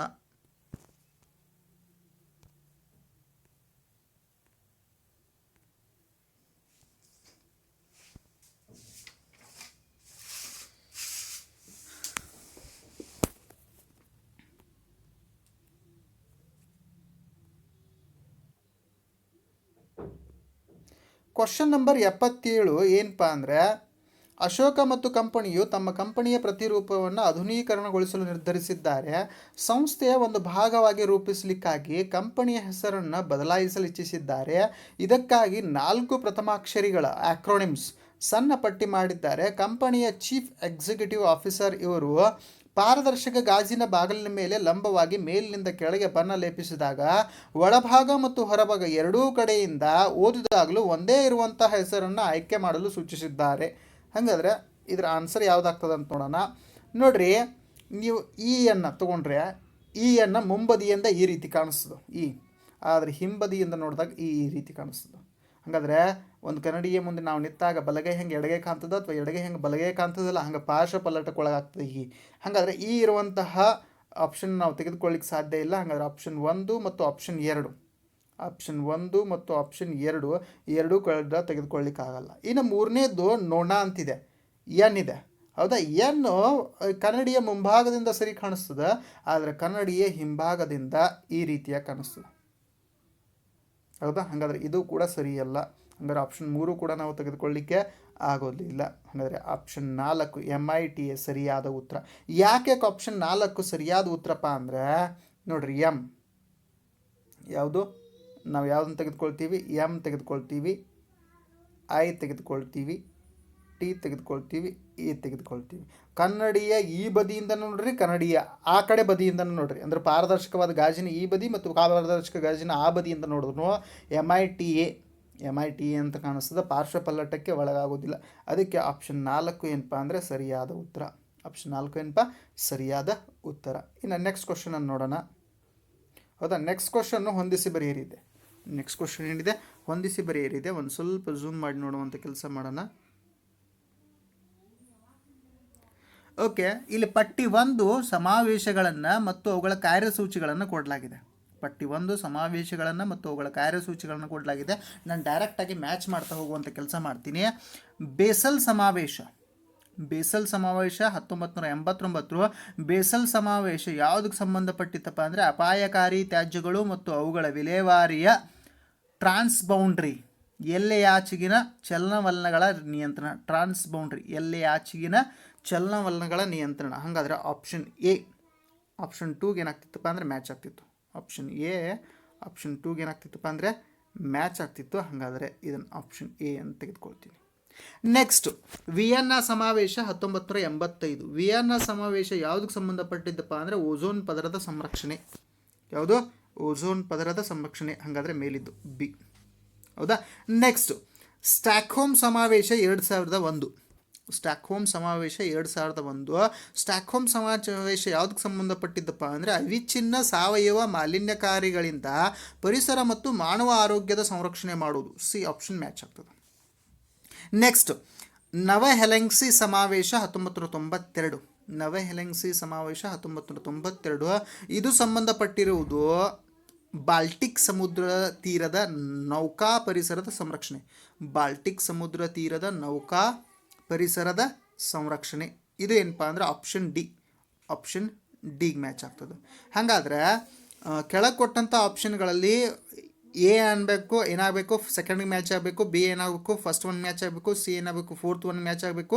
ಡಿ ಏನಾಗಬೇಕಪ್ಪ ಅಂದರೆ ಥರ್ಡ್ ಒನ್ ಮ್ಯಾಚ್ ಆಗಬೇಕು. ಅಂತಹ ಆಪ್ಷನ್ ಯಾವುದಿದೆಯಪ್ಪ ಅಂದರೆ ಆಪ್ಷನ್ 2. ಆಪ್ಷನ್ 2. ಹೌದಾ. ಇದು ಏನಪ್ಪ ಅಂದರೆ ಸರಿಯಾದ ಉತ್ತರ. ಇದು ಏನಪ್ಪ ಸರಿಯಾದ ಉತ್ತರ. ಇನ್ನು ನೆಕ್ಸ್ಟ್ ಕ್ವಶನನ್ನು ನೋಡುವಂಥ ಕೆಲಸ ಮಾಡೋಣ.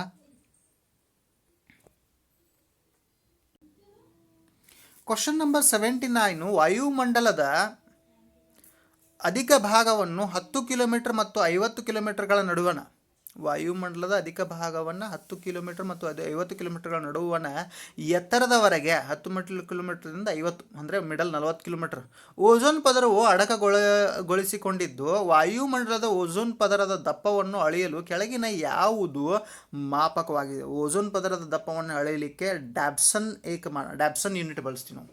ಯಾವುದನ್ನು ಬಳಸ್ತೀವಿ? ಡ್ಯಾಬ್ಸನ್ ಯೂನಿಟನ್ನು ಬಳಸ್ತೀವಿ ಓಝೋನ್ ಪದರದ ದಪ್ಪವನ್ನು ಅಳೀಲಿಕ್ಕೆ. ಹಾಗಾದರೆ ಅಲ್ಲಿ ಇನ್ನೊಂದು ಏಕಮಾನ ಇದೆ, ಕ್ಯಾಂಡೆಲ್ಲಾ ಏಕಮಾನ ಅಂತ. ಹೌದಾ. ಕ್ಯಾಂಡೆಲ್ಲಾ ಏಕಮಾನವನ್ನು ಏನಪ್ಪ ಅಂದರೆ ಬೆಳಕಿನ ತೀವ್ರತೆ, ನಮ್ಮ ಕಣ್ಣು ಏನು ಗ್ರಹಿಸ್ತದಲ್ಲ ಬೆಳಕಿನ ತೀವ್ರತೆ, ಅದನ್ನು ಅಳಿಲಿಕ್ಕೆ ಬಳಸ್ತವೆ. It is used to measure the visual intensity of light sources. ಹೌದಾ. This is unit is based on human perception. ಮನುಷ್ಯನ ಕಣ್ಣಿನ ಮೇಲೆ ಅವಲಂಬಿತವಾಗಿದೆ ಈ ಏಕಮಾನ. ಆಮೇಲೆ ಮೆಲ್ಸನ್ ಏಕಮಾನ ಮತ್ತು ಸಿಲ್ವರ್ಟ್ ಏಕಮಾನ, ಇವೆರಡು ಏಕಮಾನಗಳು ನನ್ನ ಪ್ರಕಾರ ಅಸ್ತಿತ್ವದಲ್ಲೇ ಇಲ್ಲ. ಇನ್ನು ನೆಕ್ಸ್ಟ್ ಕ್ವಶನನ್ನು ನೋಡುವಂಥ ಕೆಲಸ ಮಾಡೋಣ. Question number 80. ಕೋಮು ಸಾಮರಸ್ಯದ ಲಕ್ಷಣವಾಗಿ ಕರ್ನಾಟಕದ ಒಂದು ಖ್ಯಾತ ದೇವಾಲಯವು ತನ್ನ ಆವರಣದಲ್ಲಿ ಮುಸ್ಲಿಮರು ರಂಜಾನ್ ಉಪವಾಸ ಮುರಿಯಲು ಇಫ್ತಾರ್ ಕೂಟವನ್ನು ವ್ಯವಸ್ಥೆಗೊಳಿಸಿತ್ತು. ಈ ಕೆಳಗಿನವುಗಳಲ್ಲಿ ಇದನ್ನು ಕೈಗೊಂಡಂತಹ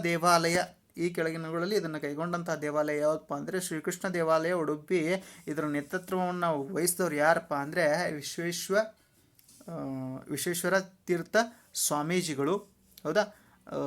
ಉಡುಪಿ ಮಠ ಇವರು ಏನು ಮಾಡಿದ್ರು ಅಂದರೆ ವಿಶ್ವೇಶ್ವರ ತೀರ್ಥ ಸ್ವಾಮಿಗಳು ಇದನ್ನು ಇದರ ಮುಖ್ಯಸ್ಥತ್ವವನ್ನು ವಹಿಸ್ಕೊಂಡು ಇಫ್ತಿಯಾರ್ ಕೂಟವನ್ನು ಆಯೋಜಿಸಿದ್ರು. ಸ್ವಲ್ಪ ಕಾಂಟ್ರವರ್ಸಿಗೂ ಕಾರಣ ಆಯಿತು. ಹೌದಾ. ಯಾವಾಗ? 2017ರಲ್ಲಿ. ಹೌದಾ. ಇನ್ನು ನೆಕ್ಸ್ಟ್ ಕ್ವಶನ್ ನೋಡೋಣ. ಒಂದು ಹರಿತ ಚಾಕುವಿಗಿಂತ ಒಂದು ಮೊಂಡು ಚಾಕುವಿನಿಂದ ತರಕಾರಿಯನ್ನು ಕತ್ತರಿಸುವುದು ಸಾಪೇಕ್ಷವಾಗಿ ಕಠಿಣ, ಏಕೆಂದರೆ. ಹೌದಾ. ಕೆಳಗೆ ಕೊಟ್ಟಂಥ ಆಪ್ಷನ್ಗಳಲ್ಲಿ ಯಾಕೆ ಕಠಿಣ ಅನ್ನೋದನ್ನ ಗುರುತಿಸಬೇಕಾಗಿದೆ. ಹಾಗಾದರೆ ಸರಿಯಾದ ಉತ್ತರ ಮೊಂಡು ಚಾಕುವಿನ ಸಂದರ್ಭದಲ್ಲಿ ತರಕಾರಿಯ ಮೇಲೆ ಪ್ರಯೋಗಿಸಿದ ಒತ್ತಡ ಏನಿರ್ತದೆ ಅಂದ್ರೆ ಕಡಿಮೆ ಇರ್ತದೆ. ಹರಿತವಾದ ಚಾಕುವಿನ ಸಂದರ್ಭದಲ್ಲಿ ತರಕಾರಿಯ ಮೇಲೆ ಪ್ರಯೋಗಿಸಿದಂಥ ಒತ್ತಡ ಏನಿರ್ತದೆ, ಹೆಚ್ಚಿರ್ತದೆ. ಅದಕ್ಕೆ ಏನಪ್ಪ ಅಂದರೆ ಹರಿತವಾದ ಚಾಕು ಇದ್ದಾಗ ತರಕಾರಿ ಭಾಳ ವೇಗವಾಗಿ ಕಟ್ ಆಗ್ತದೆ, ಮೊಂಡು ಚಾಕು ಇದ್ದಾಗ ತರಕಾರಿ ಸರಿಯಾಗಿ ಕಟ್ ಆಗೋದಿಲ್ಲ. ಕಾರಣ ಏನಪ್ಪ ಅಂದರೆ ಪ್ರಯೋಗಿಸಿದ ಒತ್ತಡ ಕಡಿಮೆ ಇರೋದು.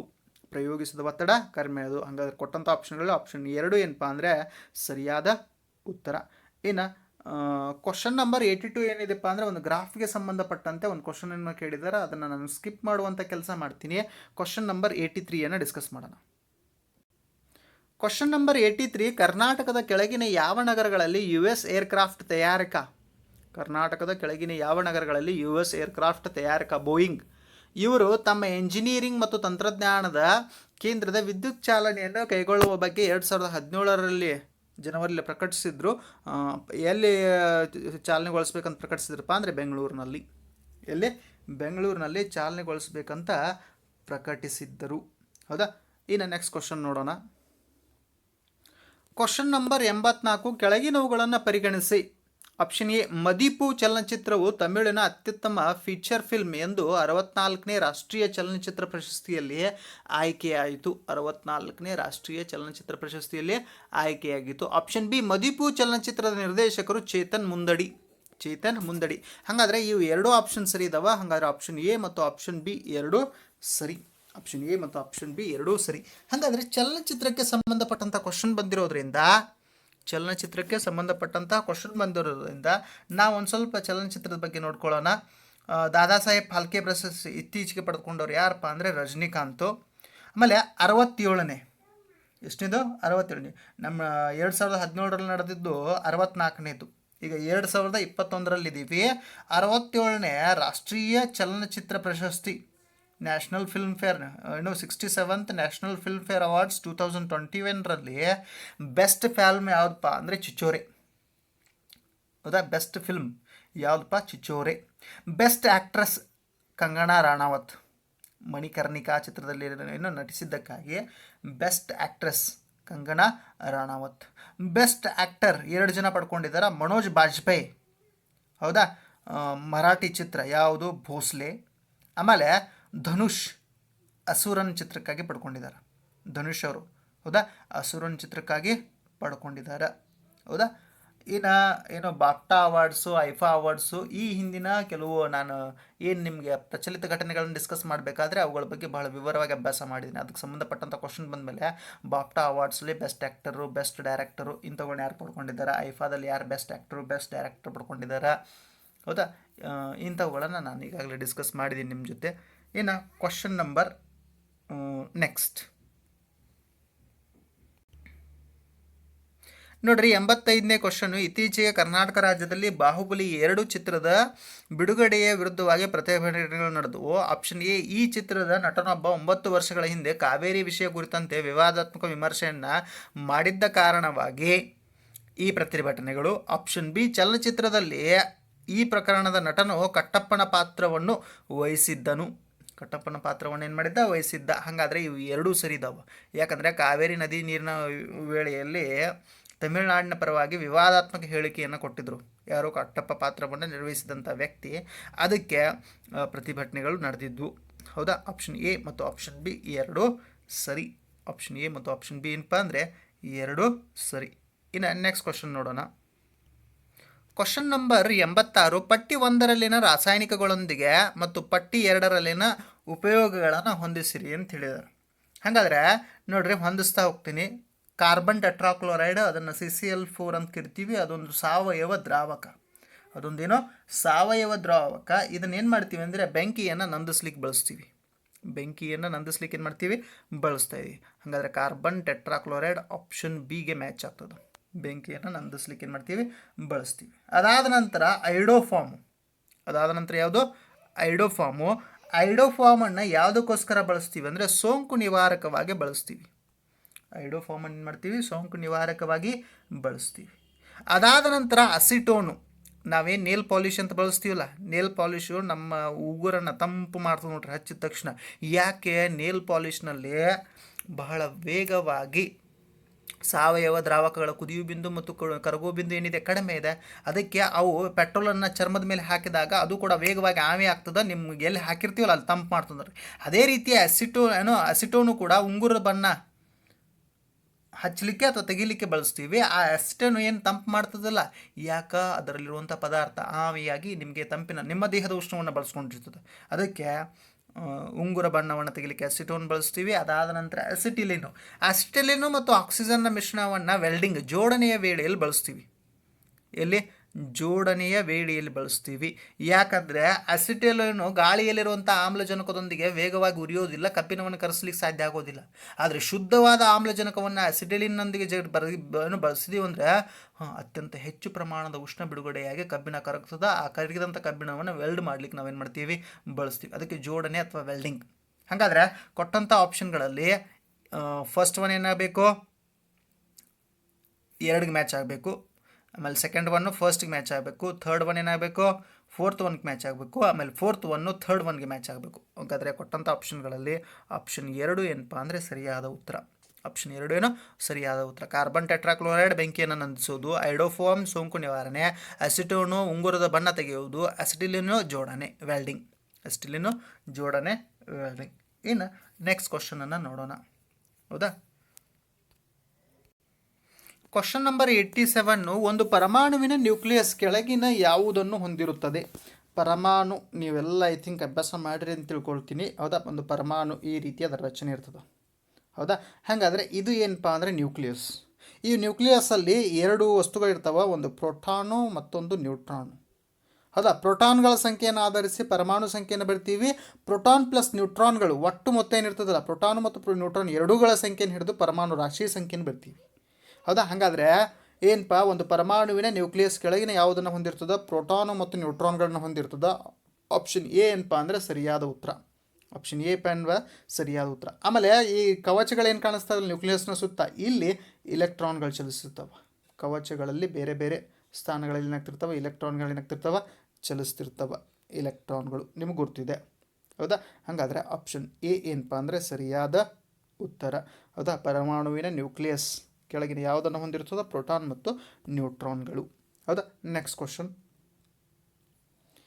Question number 88. ಒಂದು ಕಂಪನಿಯು ಕರ್ನಾಟಕದ ವಿದ್ಯುತ್ ನಿಗಮದ 25% ಉತ್ಪಾದನೆಯನ್ನು ಮಾಡುವ ವಿಷಮ 1035 ಮೆಗಾವ್ಯಾಟ್ ಶರಾವತಿ ಜಲವಿದ್ಯುತ್ ಸ್ಥಾವರವನ್ನು ನವೀಕರಿಸಿತು ಮತ್ತು ಪುನರ್ಸ್ಥಾಪಿಸಿತು. ಇದು ಕೇವಲ 6 ತಿಂಗಳಿನಲ್ಲಿ ತನ್ನ ಕೆಲಸವನ್ನು ಪೂರ್ಣಗೊಳಿಸಿದ್ದಕ್ಕಾಗಿ ಇಂಡಿಯಾ ಸ್ಮಾರ್ಟ್ ಗ್ರಿಡ್ ಫೌಂಡೇಶನ್ ಪ್ರಶಸ್ತಿಯನ್ನು ಪಡೆಯಿತು. ಕೆಳಗಿನವುಗಳಲ್ಲಿ ಆ ಕಂಪನಿಯನ್ನು ಗುರುತಿಸಿ.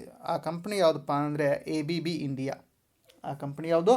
ABB India. ಹೌದಾ, ಇನ್ನು ನೆಕ್ಸ್ಟ್ ಕ್ವಶನನ್ನು ನೋಡುವಂಥ ಕೆಲಸ ಮಾಡೋಣ. Question number 89. ಕಾವೇರಿ ನದಿ ನೀರಿನ ವಿವಾದ ಕುರಿತಂತೆ ಈ ಕೆಳಗಿನ ಯಾವ ಹೇಳಿಕೆಯೂ ಸರಿಯಲ್ಲ?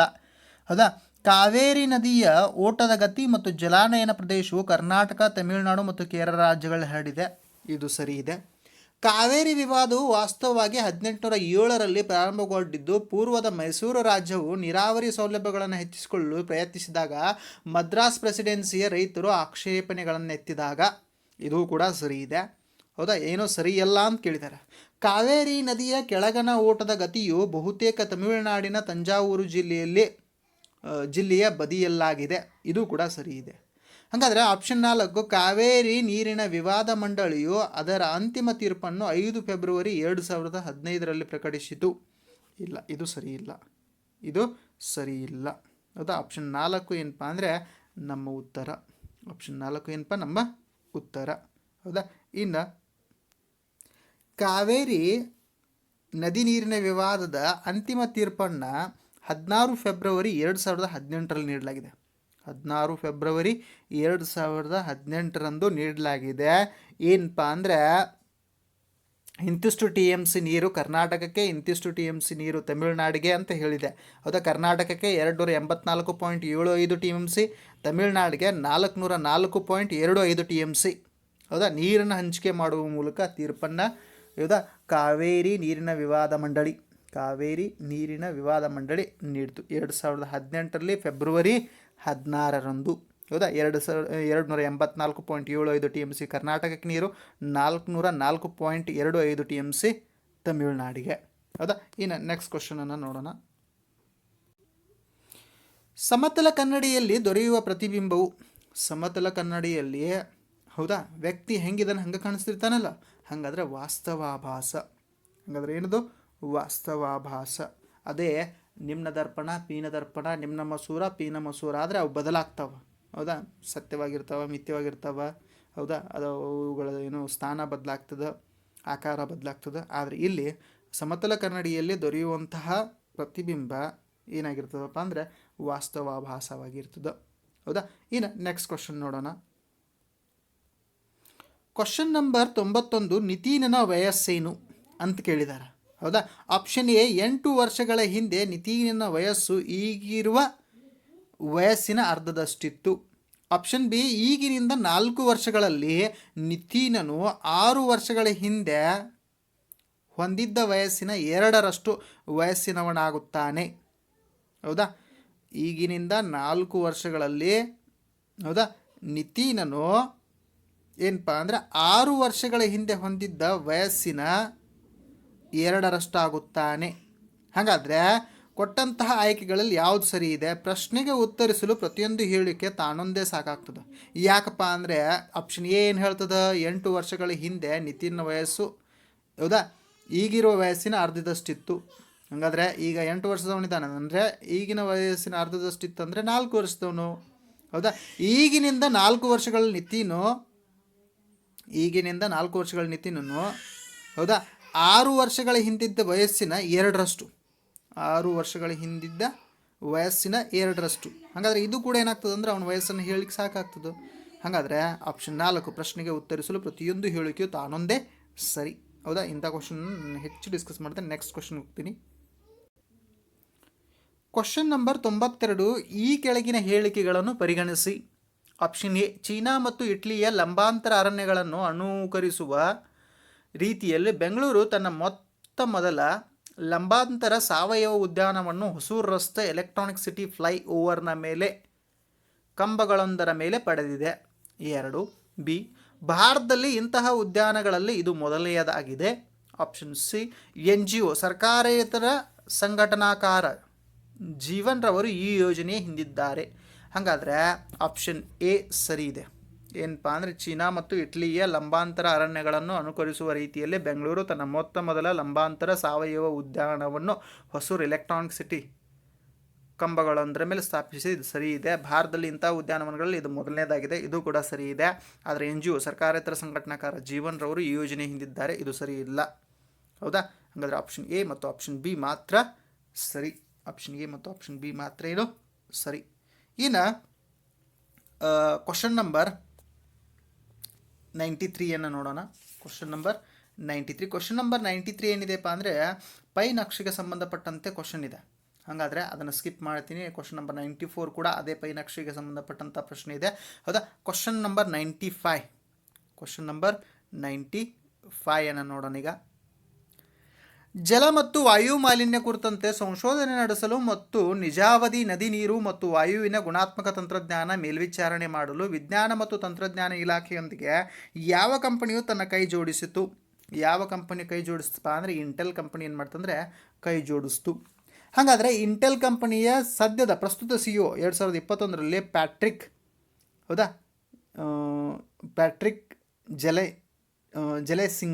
ಜೆಲೆನ್ಜರ್ ಅಂತಿದ್ದಾರೆ. ಪ್ಯಾಟ್ರಿಕ್ ಜಿ ಜೆಲೆನ್ಜಿರ್ ಅಂತಿದ್ದಾರೆ ಇಂಟೆಲ್ ಕಂಪನಿಯ CEO. ಆಮೇಲೆ ಎರಡನೇ ಆಪ್ಷನ್ ಏನಿದೆ ಅಂದರೆ ಮೈಕ್ರೋಸಾಫ್ಟ್ ಕಂಪನಿಯ CEO ಭಾರತೀಯ ಮೂಲದವರು ಸತ್ಯ ನಡೆಯಲ್ಲ ಇದ್ದಾರೆ. ಆಮೇಲೆ IBM ಅಂತಿದೆ. IBM CEO ಯಾರಿದ್ದಾರೆ ಅಂದರೆ ಅರವಿಂದ್ ಕೃಷ್ಣ ಇದ್ದಾರೆ ಪ್ರಸ್ತುತವಾಗಿ ಸದ್ಯಕ್ಕೆ 2021ರಲ್ಲಿ.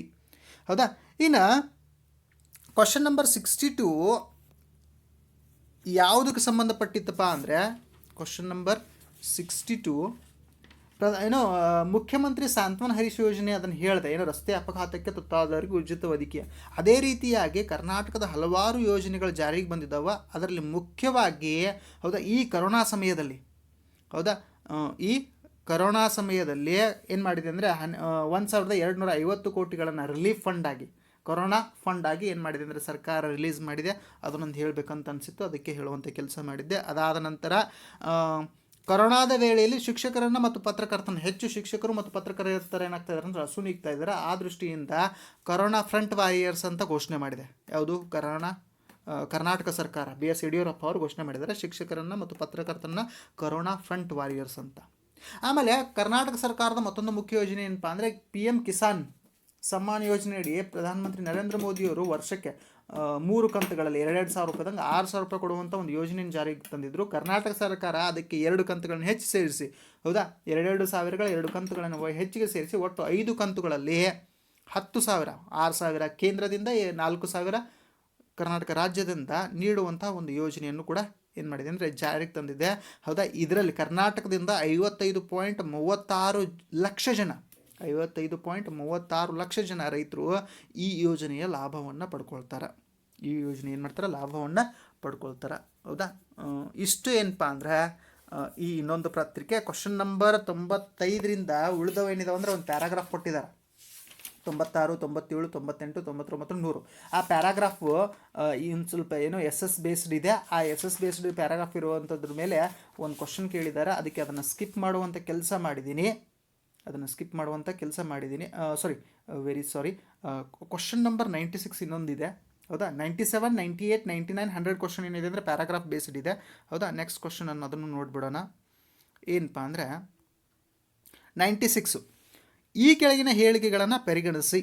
ಕರ್ನಾಟಕ ಸರ್ಕಾರ ರಾಜ್ಯ ಧ್ವಜವನ್ನು ವಿನ್ಯಾಸಿಸಲು ಮತ್ತು ಅದರ ಕಾನೂನುಬದ್ಧತೆಯ ಮೇಲೆ ವರದಿಯನ್ನು ನೀಡಲು 9 ಸದಸ್ಯರ ತಂಡವನ್ನು ರಚಿಸಿತು. ಆಪ್ಷನ್ ಬಿ, ಜಮ್ಮು ಮತ್ತು ಕಾಶ್ಮೀರವು ತನ್ನದೇ ಧ್ವಜವನ್ನು ಹೊಂದಿರುವ ಒಂದೇ ರಾಜ್ಯವಾಗಿದ್ದು ಇದು ಸಂವಿಧಾನದ 170ನೇ ವಿಧಿಯಡಿ ವಿಶೇಷ ಸ್ಥಾನಮಾನವನ್ನು ಹೊಂದಿದೆ, ಹೌದಾ. ಆಪ್ಷನ್ ಎ ಕೂಡ ಸರಿ. ಕರ್ನಾಟಕ ಸರ್ಕಾರ ರಾಜ್ಯ ಧ್ವಜವನ್ನು ಕರ್ನಾಟಕಕ್ಕೆ ಈಗಾಗಲೇ ನಾವು ಏನು ನವೆಂಬರ್ 1ರಂದು ಕೆಂಪು ಮತ್ತು ಹಳದಿ ಬಣ್ಣದ ಧ್ವಜವನ್ನು ಬಳಸ್ತೀವಲ್ಲ, ಇದರ ವಿನ್ಯಾಸವನ್ನು ಅಧ್ಯಯನ ಮಾಡಲಿಕ್ಕೆ ಮತ್ತು ಕಾನೂನುಬದ್ಧತೆಯ ಮೇಲೆ ವರದಿಯನ್ನು ನೀಡಲಿಕ್ಕೆ 9 ಸದಸ್ಯರ ತಂಡವನ್ನು ರಚಿಸಿತ್ತು. ಜಮ್ಮು ಕಾಶ್ಮೀರ ಏನಾಗಿತ್ತು ಅಂದರೆ ತನ್ನದೇ ಆದ ಧ್ವಜವನ್ನು ಹೊಂದಿತ್ತು, ಯಾಕಂದರೆ ಅದು ಒಂದು ರಾಜ್ಯ. ಆದರೆ 370 ಅಡಿಯಲ್ಲಿ ಏನಪ್ಪ ಅಂದರೆ ವಿಶೇಷ ಸ್ಥಾನಮಾನವನ್ನು ಹೊಂದಿತ್ತು. ಆ ವಿಶೇಷ ಸ್ಥಾನಮಾನವನ್ನು ತೆಗೆದುಹಾಕಲಾಗಿದೆ. ಹಾಗಾದರೆ ಇವತ್ತು ಜಮ್ಮು ಕಾಶ್ಮೀರ ಕೂಡ ಒಂದು ಕರ್ನಾಟಕ ಥರ ರಾಜ್ಯ, ಅದು ಸ್ವತಂತ್ರ ಧ್ವಜವನ್ನು ಹೊಂದೋ ಹಾಗಿಲ್ಲ. ಹಾಗಾದರೆ ಮೊದಲೇನು ಮಾಡ್ತಾ ಇದ್ದಂದರೆ ಆಗಸ್ಟ್ 15ರಂದು ಜಮ್ಮು ಕಾಶ್ಮೀರದ ಧ್ವಜವನ್ನು ಹಾರಿಸ್ತಾಯಿದ್ರು. ಆದರೆ ಈಗ ಭಾರತದ ರಾಷ್ಟ್ರಧ್ವಜವನ್ನೇ ಅಲ್ಲಿ ಕೂಡ ಏನು ಮಾಡಬೇಕಂದ್ರೆ ಹಾರಿಸಬೇಕು. ಎಷ್ಟೋ ಕಟ್ಟಡಗಳ ಮೇಲೆ ಸರ್ಕಾರಿ ಕಟ್ಟಡಗಳ ಮೇಲೆ ಭಾರತದ ರಾಷ್ಟ್ರಧ್ವಜವನ್ನು ಹಾರಿಸ್ತಾ ಇರಲಿಲ್ಲ. ಯಾವಾಗ 370 ತೆಗೆದು ಹಾಕಲಾಯಿತಲ್ಲ, ಆವಾಗಿನಿಂದ ಭಾರತೀಯ ರಾಷ್ಟ್ರಧ್ವಜವನ್ನು ಅಲ್ಲೂ ಹಾರಿಸೋ ಹಾಗಾಯಿತು. ಅದು ಕೂಡ ಭಾರತದ ಒಂದು ಅವಿಭಾಜ್ಯ ಅಂಗ ಅಂತ ಇದ್ವಿ, ಆದರೆ ಅದು ಆಗಿರಲಿಲ್ಲ.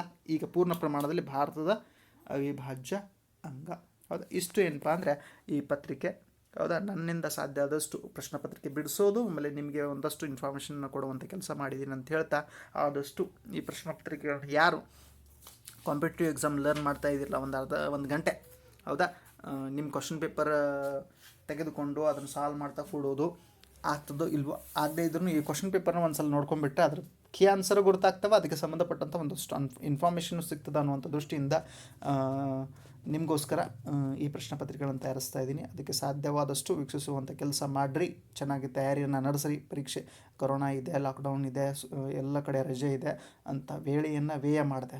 ಎಕ್ಸಾಮ್ ಹತ್ತಿರ ಬಂದಾಗಲೇ ನಾನು ನನ್ನ ವೀಡಿಯೋಗಳನ್ನ ನೋಡ್ತೀನಿ, ಹೆಚ್ಚು ವ್ಯೂ ಆಗ್ತವೆ. ಅದರ ಬದಲಾಗಿ ಈಗ ಒಂದು ಸ್ವಲ್ಪ ತಯಾರಿಯನ್ನು ನಡೆಸಿದರೆ ಎಕ್ಸಾಮ್ ಯುದ್ಧದ ವೇಳೆಯಲ್ಲೇ ತಯಾರಿಯನ್ನು ನಡೆಸೋದಕ್ಕಿಂತ ಯುದ್ಧಕ್ಕೆ ಏನೇನು ಬೇಕಲ್ಲ ಪೂರ್ವ ತಯಾರಿ, ಆ ಯುದ್ಧಕ್ಕೆ ಬೇಕಾದಂಥ ಪೂರ್ವ ತಯಾರಿಗಳನ್ನ ನೀವು ನಡೆಸಿದ್ದೆ ಆದರೆ ಹೆಚ್ಚು ಯಶಸ್ಸನ್ನು ಕಾಣಲಿಕ್ಕೆ ಸಾಧ್ಯ ಇದೆ ಅಂತ ಹೇಳ್ತಾ ಈ ವಿಡಿಯೋನ ಪಾಸ್ ಮಾಡ್ತಾಯಿದ್ದೀನಿ. Thank you so much.